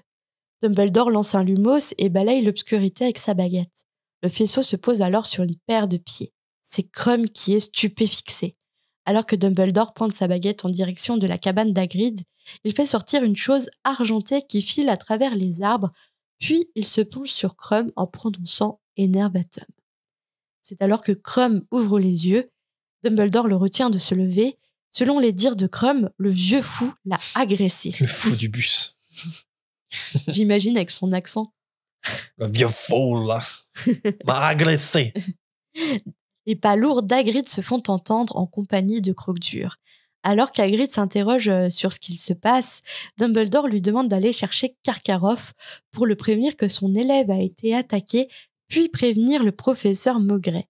Mais une voix se fait entendre, et c'est celle de Maugret. Apparemment, Rogue l'a prévenu de la situation à propos de Croupton. On est d'accord que c'est pas Rogue qui l'a prévenu. Il était dans le coin et c'est... Il est... Ouais, j'ai tiqué aussi sur ça. Bah là, en fait, il vient de tuer son père. Il l'a transformé en un os et puis il a enfoui l'os dans la terre. Donc je pense qu'il a fait le tour de la forêt et peut-être en faisant le tour, il a peut-être croisé Rogue. Je sais pas. Le truc, c'est que c'est chaud de... Enfin, si vraiment il n'a pas croisé Rogue, c'est chaud pour sa couverture parce qu'il suffit de... Tu vois, il suffirait de poser la question à Rogue et s'il dit non, bah tout de suite, ça le rend suspect, tu vois. Et vous allez voir, il y a un autre truc qui va être marrant. Donc Dumbledore lui dit qu'il ne sait pas où est Croupton et qu'il faut absolument le retrouver. Et là, ça m'a fait trop rire. C'est noté que Maugret part à sa recherche. Oui. Il part à la recherche de Croupton dans la forêt. Bah oui. Mais on sait qu'il vient de tuer son père, il sait qu'il va pas trouver Croupton, mais il fait quoi? Il se balade dans la forêt il fait genre, tu vois. Oui, mais quand il s'enfonce, tu vois, jusqu'où continue son acting, en fait. Ah, les cons, hein. Ils vont me suivre. Non, il va pisser contre un tronc. En attendant, il fait quoi, en fait? Il part combien de temps? C'est ouf, parce que Barty Junior passe son année à faire des moves comme ça, tu vois. Actor studio. À faire semblant. Ouais. C'est hallucinant, quoi. En plus, là, c'est pas rien. Il vient de tuer son père. C'est quand même hallucinant. Et pourtant, il est toujours dans le personnage. Ouais, mais cinglé. Il a fait le pire geste ever, tu vois. Et c'est incroyable. Après, il y a peut-être une sorte de dissociation aussi. Il a des troubles psy, mais est-ce que c'est possible? Je sais pas. Je pense qu'on a un bon gros psychopathe, surtout. Le silence règne jusqu'au retour d'Hagrid et de Karkaroff, qui devient livide lorsqu'il apprend de la bouche de son élève que Croupton, qui est l'un des juges du tournoi, on précise, Oui. l'a agressé. Il n'en faut pas plus à Karkaroff pour crier à la trahison. Un juge qui agresse un champion. Selon lui, c'est une compétition déloyale depuis le début. Il y avait déjà la participation d'Harry Potter alors qu'il n'a pas l'âge légal. Que de beaux discours sur l'amitié internationale entre sorciers, soi-disant renouer les liens du passé, oublier les différences. Et sur ce, il crache sur le sol aux pieds de Dumbledore. Drop mic.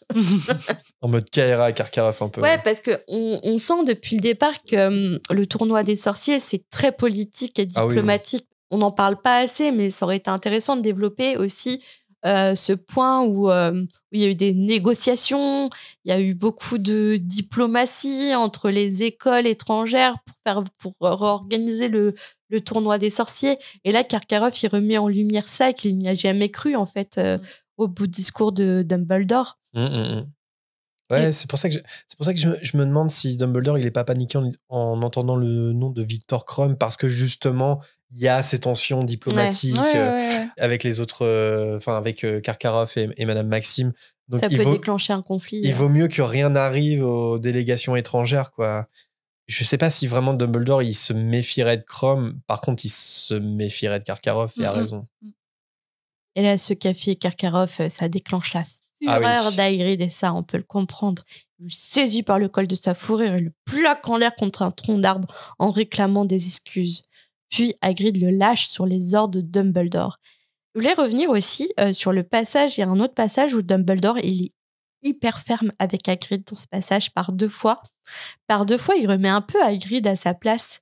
Et j'ai pas trop compris. Parce qu'encore une fois, il faut pas agresser Karkaroff, tu vois. Non, mais par exemple, la première fois, je crois que c'est genre Hagrid, je t'ai dit de partir et d'aller chercher Karkaroff. Et une autre fois, ou l'autre fois, après, c'est Hagrid, il va bugger sur Croupton. C'est bon, Hagrid, tu vois, passe à autre chose. Par 2 fois, il est ferme.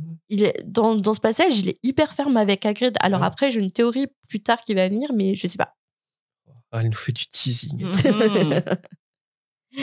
Et donc Hagrid lâche Karkaroff sur les ordres de Dumbledore. Karkaroff s'écroule un peu pathétiquement, je pense, puisque c'est dit qu'il ressemble à une masse informe, quoi. En plus, il a des feuilles et tout sur la tête. Enfin bref, je pense qu'il est un peu pathétique. Dumbledore intime à Hagrid de raccompagner Harry.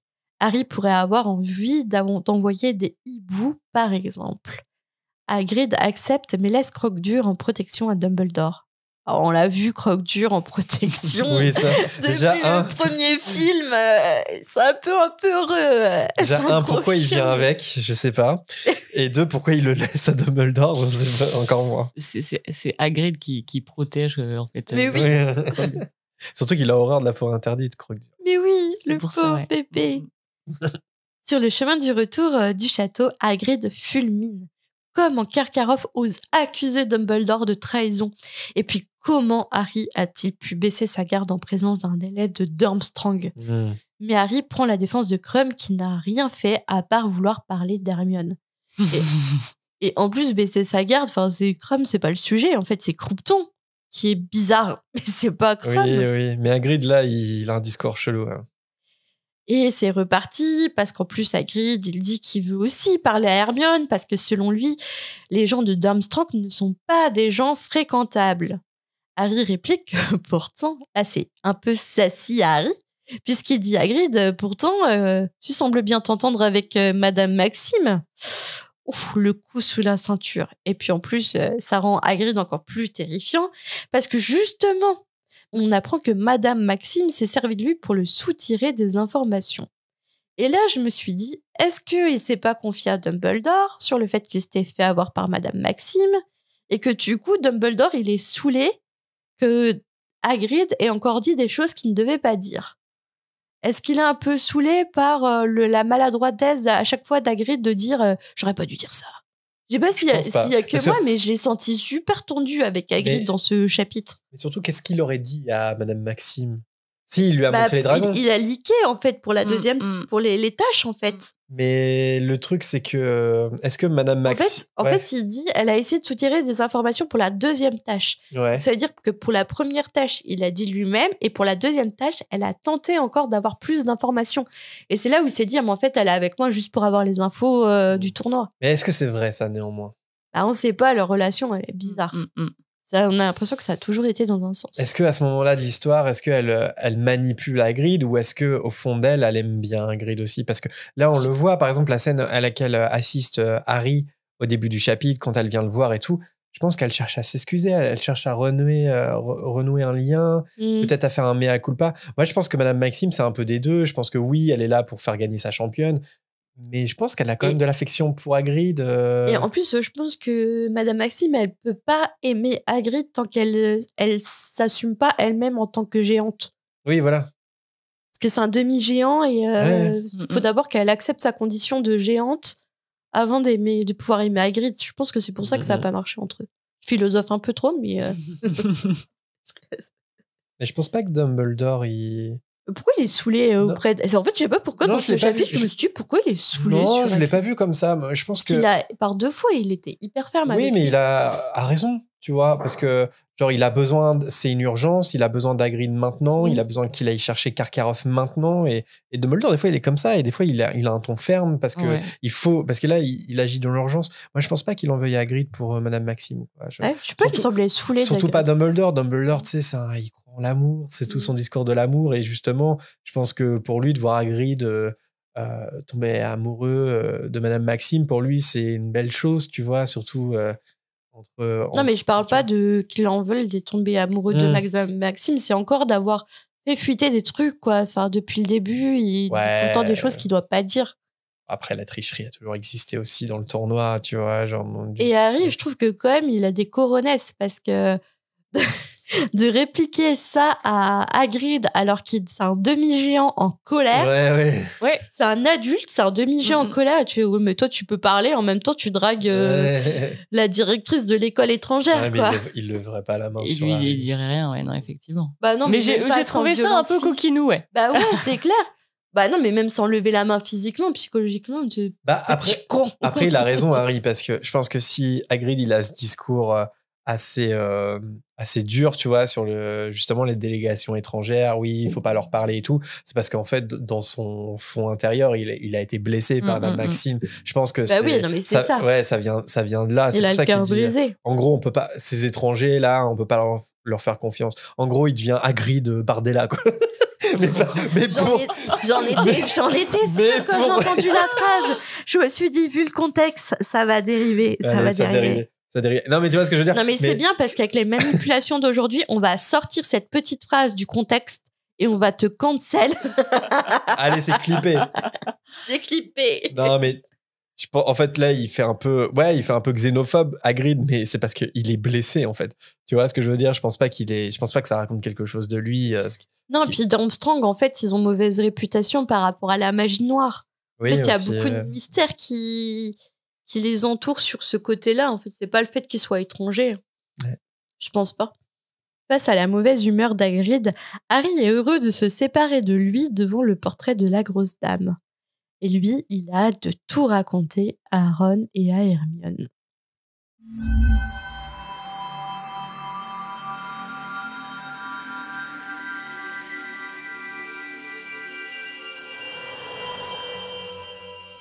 Eh bien, c'est la fin de ce chapitre 28. Merci Marianne de nous avoir accompagnés. Ça t'a plu, Marianne? Très bien. Très bien. On a bien raconté. C'est pas une réponse, c'est très bien.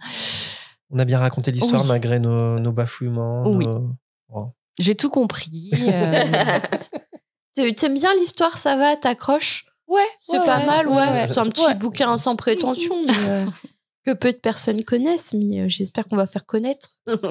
Gros chapitre quand même. Hein. Là, on est sur 30 pages. C'est un peu plus de 30 pages, ce qui est pas mal conséquent, en tout cas, dans la coupe de feu. Mais voilà, j'espère que ça vous a plu. Comme d'habitude, il est l'heure de choisir... Enfin, non, on fait quoi? Renommage d'abord? Oui, renommage. Non, choisir son personnage. Personnage. Marianne, est-ce qu'il y a un personnage qui t'a plus marqué qu'un autre dans cette partie, enfin dans ce chapitre? Et ben en vrai, de vrai, pas vraiment. Parce que j'ai tendance à beaucoup aimer Hagrid et donc à choisir Hagrid sur certains chapitres. Là, j'avoue que j'aime pas trop son comportement. Bah, il est en colère et tout. Hein. Par contre, alors si, j'ai beaucoup de pitié pour Hermione. J'ai mal pour elle. J'ai vraiment mal pour elle et le fait qu'elle soit pas soutenue, quoi, alors qu'elle se prend des trucs, voilà. Pour son âge, encore une fois. Donc ouais, je dirais Hermione. Moi, Ouais, je peux... aussi, ouais. Ah, toi, c'était Hermione? Ouais. Ouais, moi aussi. Bah, voilà. Franchement, elle me fait vraiment trop de peine. Elle est blessée, même physiquement. Madame Weasley la rejette. Il y a les garçons qui la soutiennent pas. Non, elle n'est pas beaucoup soutenue, Hermione. Ouais, Non. ouais. Quand elle est dans le mal. Hein. Ouais, j'avoue.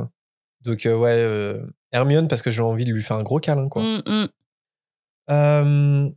Et si on devait renommer ce chapitre, je sais pas si est-ce que t'en as un, toi, Marianne, ou pas, un titre? Alors moi, j'ai eu un bug de cerveau quand j'ai réfléchi à ça. Ce qui m'est venu, c'était du coup... j'ai pensé à la folie de Doctor Who. Parce que Le docteur Who. Who? Ouais. Ah, Who. Oh, j'ai cru. Ou juste Doctor Who, tout simplement. Juste, j'ai fait le Ah, mais oui. tout mais oui. squeeze avec David Tennant. Voilà. Franchement, j'ai pas réfléchi, mais c'est ce qui m'est venu. Bon, après, voilà, faut l'explication derrière, qui est pas forcément, voilà, très bien explicitée, mais... Non, mais de toute façon, t'inquiète, moi, j'étais pas inspiré du tout non plus. Et toi, Marianne? J'en ai trouvé deux. Un rapport avec... Ouais, c'est le monde à l'envers, là. C'est le monde à l'envers. Harry Potter et la Coupe de Feu, chapitre 28. Croupton, l'homme qui parlait à l'oreille des troncs d'arbres.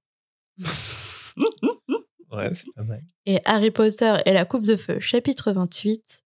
Shutter Forest. Ah, pour Shutter Island? Ouais. Voilà. Bah, dis, je suis impressionné. Bah, dis. Et toi, du coup? Non, moi, c'est un peu dans le même état d'esprit que Marianne. Harry Potter et la Coupe de Feu, chapitre 28, le fou du bus. Parce que c'est vraiment ça s'appelle la folie de Monsieur Croupton, d'ailleurs, officiellement. Donc, c'est un peu ça qui marque. C'est vraiment ce personnage qui revient, qui est complètement...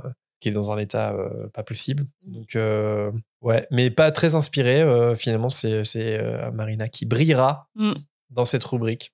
Bravo à toi. Les miracles existent. Ouais. D'ailleurs, j'allais dire un truc. J'allais dire, une fois n'est pas coutume, c'est Marina qui... Et j'ai reçu un commentaire récemment qui me dit « Ouais, Jérémy, on a marre, tu utilises l'expression « une fois n'est pas coutume » et tu l'utilises à l'envers. » Et c'est vrai, je crois que c'est vrai. C'est-à-dire ? Je dis « Il y en a marre », c'était un commentaire gentil. Hein. Bah, en fait, une fois n'est pas coutume, c'est-à-dire que c'est un truc qui se passe, mais c'est pas parce que ça se passe que ça va se répéter, etc. Et en fait, c'est vrai que je l'utilise, mais pour dire complètement l'inverse. Pour dire qu'il y a répétition. Ouais. Alors là, pour le coup, ça serait bon. Une fois n'est pas coutume. Bah, une fois n'est pas coutume. Tu as brillé sur cette rubrique. Là, ça marche parce que ça veut dire que tu vas pas forcément rebriller plus tard. Attends, quoi. tu mets le doute. Mais bah, après, bah après, j'utilise très peu cette expression. Bah moi, je l'utilise des fois et apparemment, je l'utilise pas toujours bien. Une fois n'est pas coutume. Pour une fois, on peut faire exception. Oui, pour une fois, on peut faire exception. Cherche donc à montrer le fait qu'on peut changer cette habitude pour une fois sans conséquence. Mais des fois, je sais que moi, je vais l'utiliser pour dire l'inverse, c'est-à-dire je vais dire bah comme à l'habitude, comme d'habitude. Et en fait, je vais dire une fois n'est pas coutume, Harry fait ça, alors qu'il le fait souvent. Ah, ça serait il est coutumier du fait. C'est ça que tu devrais dire. Il est coutumier du fait que oui, Harry. Non mais. Non mais désolé, ça c'est tout moi, c'est prendre une expression, l'utiliser, mais l'utiliser complètement à l'envers. Tu parles mal. Ah ouais, ça me correspond tout à fait. Mais maintenant, je le sais, je ferai. Mais c'est pour ça quand certains auditeurs ou auditrices me disent « Ah, j'apprends le français en vous écoutant », on fait oui, mince. Les étrangers. Ouais. Allez, il est l'heure de retrouver vos messages. On en a sélectionné quelques-uns pour la volière. C'est parti.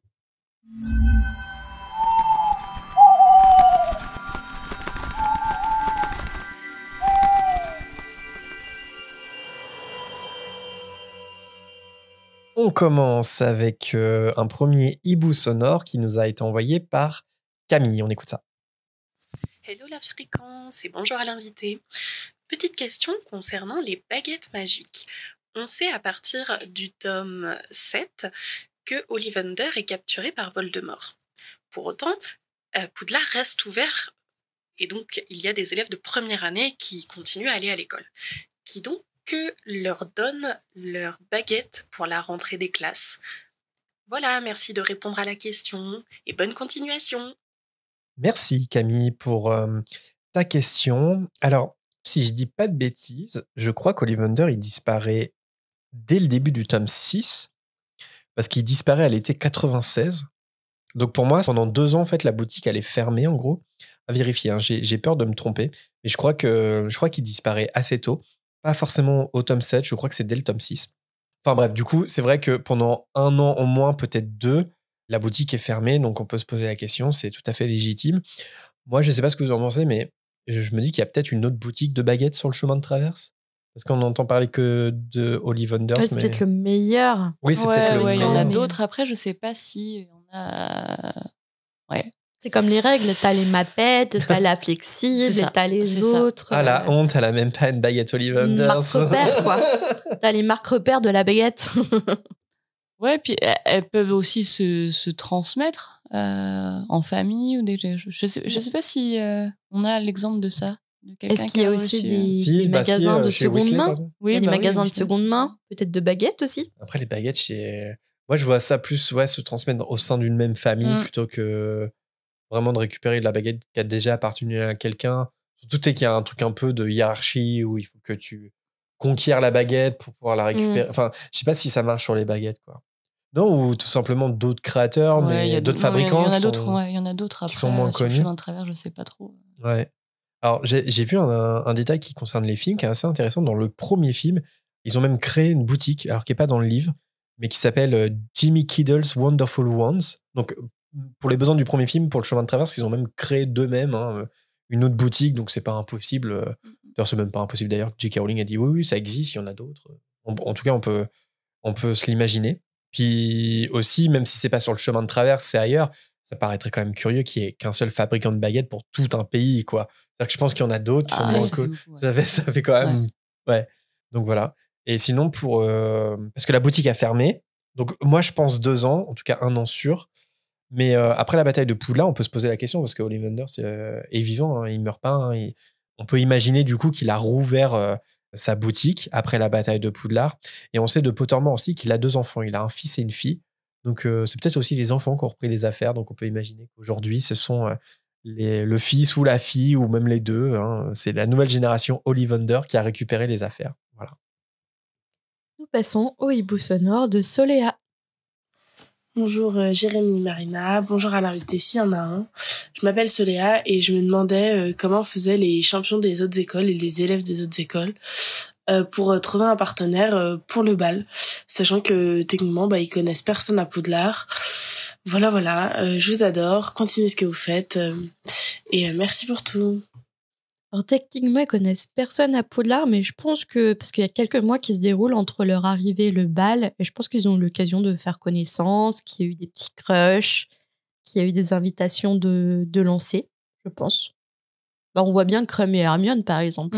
Puis on voit par exemple Krum, il a un crush, Ron qui a essayé d'inviter Fleur. Fleur, elle voulait inviter Cédric Diggory. Enfin bref, c'est comme dans le monde normal. Hein. Il y a des petites relations qui se créent. Ouais, parce que Krum, il a un crush.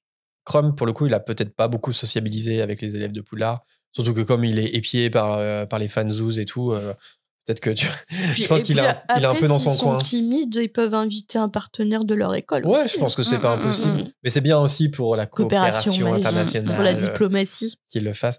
Tu vois, dans les exemples, il y a Krum qui est un peu plus renfermé sur lui-même, mais qui a quand même un crush sur Hermione. Finalement, il a réussi, entre guillemets, à l'avoir. C'est très maladroit, mais vous avez compris. Et sinon, pour Fleur, elle peut avoir qui elle veut, quoi. Donc, non, parce que je crois qu'elle voulait avoir Cédric. Ah. Je sais plus. Elle voulait, je crois qu'il est dit qu'elle voulait utiliser son pouvoir de Vélane sur Cédric, et c'est Ron qui a pris son pouvoir de Vélane. Ah oui, t'as raison, ouais. Mais il devait d'abord aussi avoir Cho, ouais. Puis ça aurait fait peut-être un peu trop entre soi, tu vois, qu'un champion soit accompagné d'une championne. Mais après, voilà, Fleur, avec ses talents et tout, je pense qu'elle a pas trop de mal à sociabiliser, notamment à trouver un cavalier. Je pense que c'est pas trop un problème. On avait aussi évoqué l'idée que peut-être que les délégations étrangères sont pas si renfermées sur eux-mêmes que ça. Peut-être même qu'ils partagent des cours avec des élèves de Poudlard. Je pense, ouais. C'est comme un échange culturel, hein, Ouais, je pense. ouais.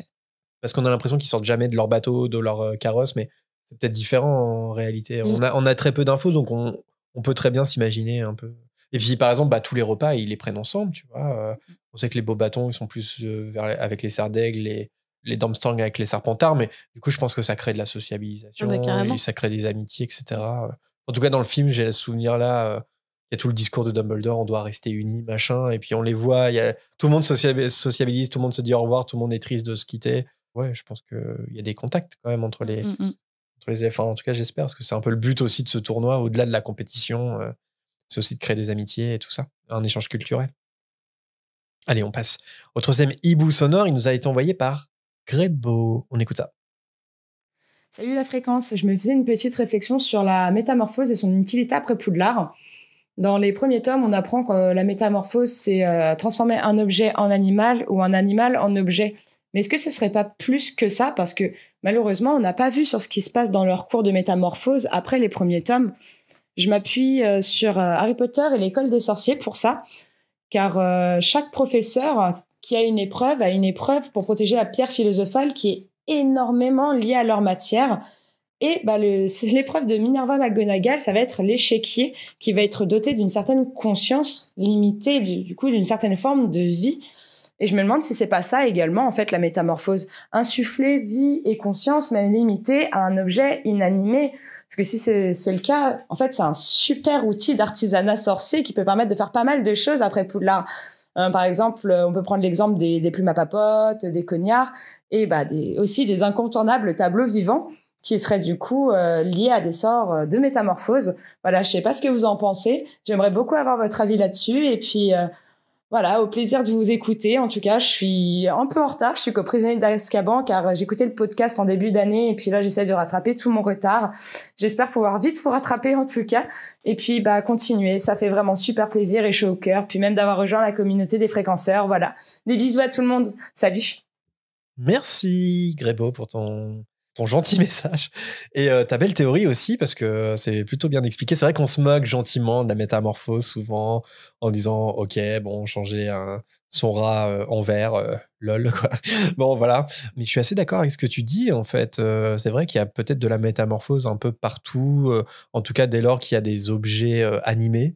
C'est vrai que j'avais jamais trop fait le rapport. Par exemple, sur les cognards, est-ce que c'est pas une forme de métamorphose, les portraits aussi? Ouais, j'adhère à ta théorie parce que ça a l'air d'être un cours quand même important. Pour autant, c'est vrai que on n'a pas trop d'exemples. Enfin, en tout cas, c'est pas. Il faut de l'imagination pour se dire à quoi ça sert dans la vie de sorcier adulte. Comment on peut trouver un métier par rapport à ça. Mais du coup, ça m'a ouvert l'esprit. Je me moquerai moins de la métamorphose, Grébo, grâce à toi. Je sais pas ce que vous en pensez, parce que c'est vrai que là, on a quelques exemples, mais je sais pas quelle autre utilité dans la vie de tous les jours ça peut avoir de donner vie à des objets. On craque devant devant Sirius. Devant Sirius. On le voit pas à l'image. On voit pas à l'image. Désolé. Mais il est derrière Marianne, sur le bord de fenêtre au soleil, sur un livre Harry Potter. Oui, il est en train de brûler au soleil. Je sais pas, genre animer des objets. Je sais pas, je t'ai pas écouté, je pense à Sirius. Non, Allez, on passe.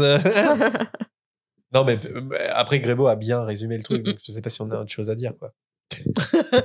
Non, effectivement, ce serait intéressant, ouais. Parce que bon, après, normalement, métamorphose, étymologiquement, il faut que, c'est une transformation, un changement de forme, vraiment forme physique. Mais oui, ça donnerait quand même un truc en plus parce que effectivement, après, si t'as vraiment besoin d'un verre, tu fais un pique-nique, il te manque un truc, voilà, mais c'est vrai qu'en faire je sais pas trop ce qu'on pourrait en faire comme profession. Non, mais déjà, rien que les peintures, tout ce qui est objet ensorcelé, les plumes à papote, c'est vrai. Ouais, mais c'est ensorcelé, c'est pas. Ouais, c'est ensorcelé. Ouais. Où est la métamorphose ou est-ce que c'est juste des sortilèges? Je sais pas. Puis ça, c'est horrible quand même en soi de. Imagine, on a besoin d'un verre. Ouais, tiens, Sirius. Ouais, non, mais oui. C'est horrible de transformer son chat en verre. Verre verto. C'est horrible. j'ai un exemple, mais là qui est plus en mode combat. C'est que j'ai l'impression que Dumbledore, en plus, il a été professeur lui-même de métamorphose. Et on le voit qu'il utilise la métamorphose dans le combat. Par exemple, le combat contre Voldemort dans le ministère de la magie. Il transforme la fontaine, il anime la fontaine et tout, machin. Et, non, mais ça, c'est de la métamorphose encore. Ouais, pour moi, oui, parce que... Ouais, peut-être c'est que... pas de l'ensorcellement, enfin... Ouais, je sais pas. Mais ça peut après, être une forme je me de dis, métamorphose. pour que ce soit quand même un cours, enfin une discipline, qu'est-ce qui est fait avec ça, quoi? C'est vrai qu'on les voit en cours, on les voit toujours changer un objet en un autre. Mais peut-être que c'est aussi une manière de pratiquer et qu'en fait, bah ouais, là, par exemple, animer un objet, c'est une forme de la métamorphose. En gros, il faut que tu aies des bases de métamorphose. Il faut que tu saches transformer un objet en un autre pour pouvoir animer un objet, tu vois. C'est peut-être... ça doit être hyper compliqué. Ça doit être des magies qui sont liées. En fait, il faut que tu aies les bases pour pouvoir ensuite, tu vois, l'adapter comme tu veux, tu vois. Et que ça soit en combat, que ce soit tout simplement pour que ça soit utile, tu vois. Comme les maths, quoi. Je plaisante. Ouais, bah ouais, un petit peu, tu vois. Non, genre, mais les bases un peu de maths, on se dit à quoi ça sert, mais en fait, il faut le combiner. Par exemple, tout ce que j'ai appris en maths, moi, ça me sert pas par rapport à mon métier. Mais par exemple, ça peut être une base pour étudier d'autres métiers, comme l'architecture. Oui, oui. Carrément, c'est un bon exemple. Enfin, l'ingénierie, plutôt. 6 x 7 6 x 7. 6 x 7, Marianne? Ah non, je réponds pas. Je réponds pas à ça. 42. Oui.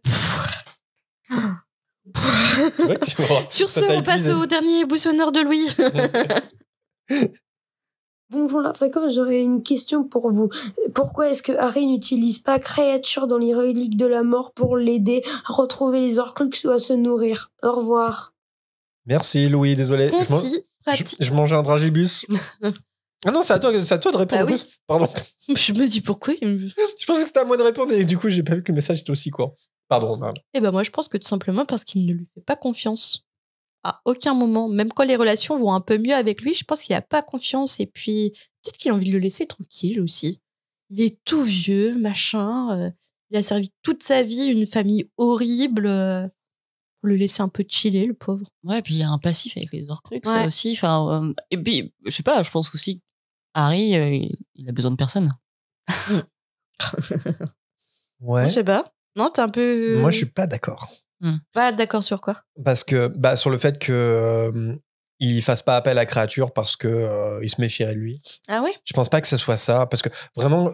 Non, mais si t'es pas d'accord avec moi, j'ai pas envie d'entendre. Je suis d'accord avec ce que t'as dit. Merci. Alors sur ce, cette manière est terminée, comme d'habitude. Non, mais vraiment, juste pour préciser, parce que dans le livre, on en parle. Bon, déjà, il y a vraiment un vrai truc où créature, ça devient vraiment un allié, tu vois, de Harry, Ron et Hermione au Square Grimoire. C'est-à-dire qu'il leur prépare à manger. Enfin, tu vois, mais entre préparer à manger en fait. et ouais, non, mais c'est ça. aller chercher des Horcruxes. Ouais, c'est sûr. Mais après, dans le 7e tome, ils en parlent de ça quand ils sont obligés de partir. Parce que, aussi pour préciser, en fait, créature, le jour où ils sont obligés de partir, lui, il les attend toujours au Square Grimoire. Parce que c'est le jour où il décide de partir en infiltration au ministère de la magie. Et il y a créature qui je crois qu'il leur prépare même un repas pour le soir quand ils rentreront et tout. Sauf que au moment de fuir, ils sont rattrapés par Yaxley et du coup, il y a le sortilège de Fidelitas qui est brisé. Donc du coup, ils peuvent plus retourner au Square Grimoire. Parce que du coup, comme Yaxley a vu le Square Grimoire, les mange-morts peuvent pénétrer dans le Square Grimoire. D'ailleurs, on sait pas trop ce que devient créature pendant tout ce temps. En fait, parce que ça se trouve, les mange-morts lui ont mis la main dessus.